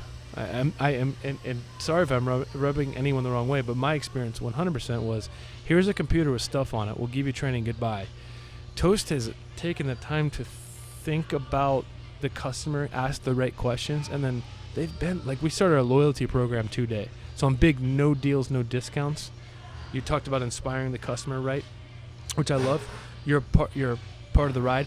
Don't ask us for deals or discounts. You just cut into my bonus for my manager. You cut into my profit margin for MS Society or for working with a farmer over here. You just cut into that by giving deals and discounts. I just lost the ability to move around. But loyalty program, I'm starting to really buy into. And the Toast loyalty program is ridiculous. It's part of the tech stack of what they have. So that, that is the biggest thing that's changed I just don't like Aloha. I'm really bummed out about how they treated us. Clear line in the sand right there. Yeah. Yeah. Heard that. And there's reasons. I'm not, this isn't like sports and I have a team. No, there's reasons, and they just sucked for us. Yeah. I mean, that's a big reason why I'm here too, is just to give owners a platform to stand on and say, tell the truth. Yeah. Well, I mean, we have a lot of issues tech-wise, but who you choose as your website company. Like, we want to do an online menu, you better be able to reach an IT person. Who are you using for your website company? Dash Track. Are they local? Yeah, they're local. I really like what they're doing, but since they're getting busier. That's the second time somebody's mentioned But that. I would recommend Jordan at Dash Track having him on, because he's such a wonderful guy. And if you look at the websites and the functionality, there will be more ordering at the table, so you should have a web designer who understands how to implement that. Yeah. But what he's doing is giving access for the simple, basic things. I really want general managers to get on to be able to fix the food special of the month. We have a burger special that focuses on a new local focused burger, right? Every month we have one, and they're hard. So if I have to get on, or a tech person has to get on, it's annoying. You have to hire someone just to change your menu in line. Right. GMs can do it. He's making it so. A GM could come on, change the menu. That's a major part of our business. Yeah. We go out as a team foraging for spruce tips every single year. Those photos need to get to the website. Who's going to do that? You need a really expensive marketing person just for that. It's a huge part of the game today. Yeah. and they can't be overlooked. Right. It's a lot of noise out there, and you have to be making the loudest noise. Yep. All right, so time to wrap it up, man. I've really enjoyed today's conversation, but for the record, this has been exactly what I wanted it to be, so thank you so much. So what's one thing about you, your business, a value, a process, a system that's truly uncommon and makes you unstoppable? Oh, we will have buy-in from all levels. We'll have customer buy-in because it's the best food. I really believe our burgers are some of the best in the nation right now. We'll have vendor buy-in because they know we didn't have to choose them. They know that they're more driven towards the boutique. We have employee buy-in because they know that it is all of the things were met. We worked on a better system for the future, and it's also amazing. When you have buy-in from all levels like that, it's ridiculous. We have ownership buy-in because we're excited, we're passionate about it, right? When you have buy-in at all levels, you're winning. And when your vendors feel the same as your customers at the table, that we're collaborative and we listen, we go the extra mile for them, it's amazing. When your employees, vendors, all and customers all feel the same, it's all levels of buy-in. Who else does your janitor service enjoy working for you? Does your window cleaner enjoy? And that's something we believe we have. I believe that. I love that. We have Sam making beer right now. We can hear it in the background. Yeah, and then we have you met Jose. Yeah. Are they now? Not everyone's going to like their job. That's a different topic. But do they have access to the joy that we offer? The Culture. And if everyone wins, your company is doing something right. I love that, man. The mission statement is to change the world by inspiring, empowering, and transforming the restaurant industry. So how have you personally transformed? Who are you today versus the man you were when you got started? Well, I understand the restaurant world a lot more, but I know that the basic functions of the restaurant are there for a reason. And that's something that took me a long time to learn. The creativity process, where I love to be part of, the creativity process can come into play, just not in the basic functions of the business. Like I said, when your steps of service, I wouldn't fuck with them too much. They're there for a reason. Where I've learned to grow is, let's make those menus a little more wilderness. Let's make our website a little more wilderness. Let's hire the hiring process could be the wilderness way. So keep the skeleton the same. Do what you're already doing better. Yeah. And to get there, again, I told you earlier, my biggest thing is within 2 minutes, can you get to some facet in your company that normally would take companies years to get to? If we wanted to change a creative process right now, do I have a team that I could do it with? And the answer is yes. And I've learned that's more important, the facilitating any communication in the company.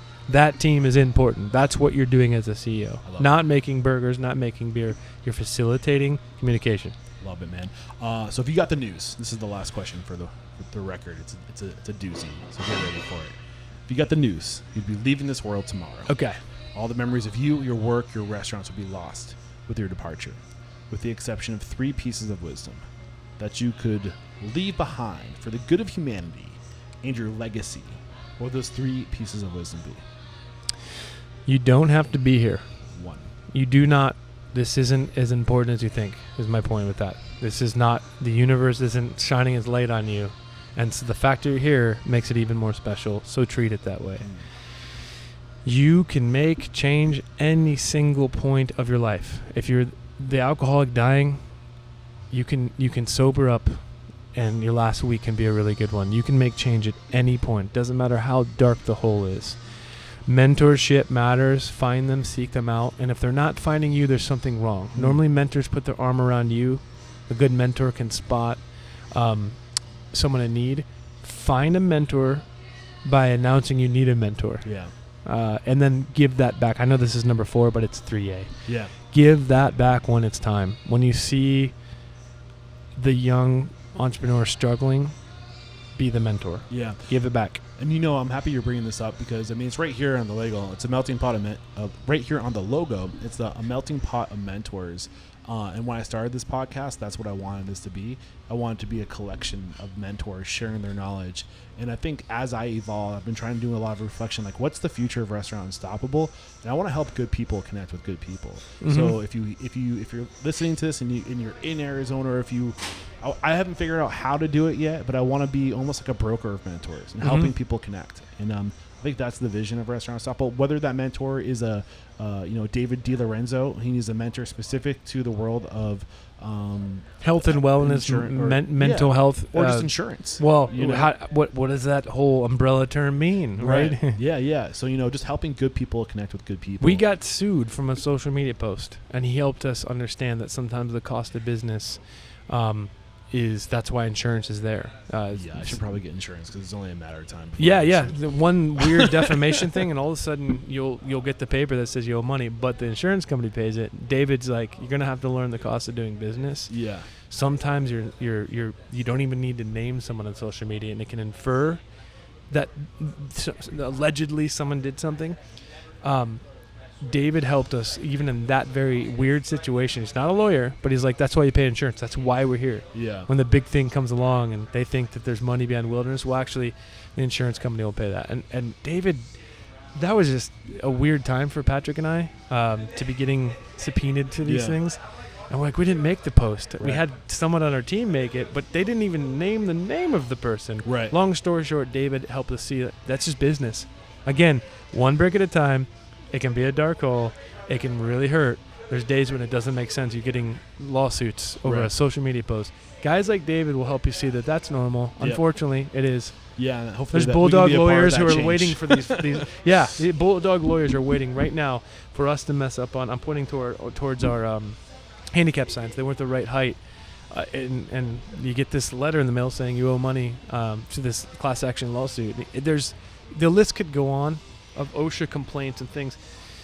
Davids of the world are needed because they're going to be like... And that's why the architects of the world are needed. Yeah. Little things like that. People who remind you that it's normal to go through this crazy suffering, and it's helpful. Yeah. Like, you think your problems are so big in the restaurant world, and then you talk to anyone else, and we're like, oh yeah, we've had that happen 8 times. Right, man. So who do you respect and admire in this industry?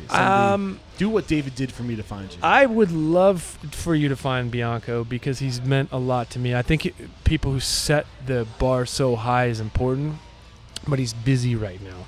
So I would love to see you get to Chef Jeff Krause. He's gone through the ringer with culture. He's back as far as he was taught how to be a yeller, screamer, and then he's relearned, and I love who he is. I also think Crate Bar is one of my favorite places to go have some good food. You already named Tad Peelin, so he's down here, and Joe Johnson, their empire kind of combines. I would highly recommend. But Chef Jeff, he is elevating breakfast, and it's awesome. Chef Jeff Bianco, Chef Chris Bianco, Tad Peelin, look out. I would love to get you guys on the show. And I mean, this is why I'm here talking to people, and it's when I see the same names popping up time and time. You know what? It just hit me. They call him D-Train. He's Bianco's, I think he's his oldest employee. You know, some of these oldest employees have the best stories. Yeah, and they're also the big reason why some of these people are successful. 100%. He's been at the main Bianco location the whole time, and he is very important to that empire. Yeah. Because the main location has to stay the old main location. Right. While the other... Culture carriers. Yeah, that's it. How can we connect? If we want to follow you on social, if maybe you're hiring, you want to put the word out there and you're recruiting people for your team, and we want to come work with you, what's the best way to connect? Well, we're going in the summer months, so we'll see how this goes. But AZ Wilderness Brewing is Instagram. I think Facebook's about the same. I'm Jonathan Buford Photography.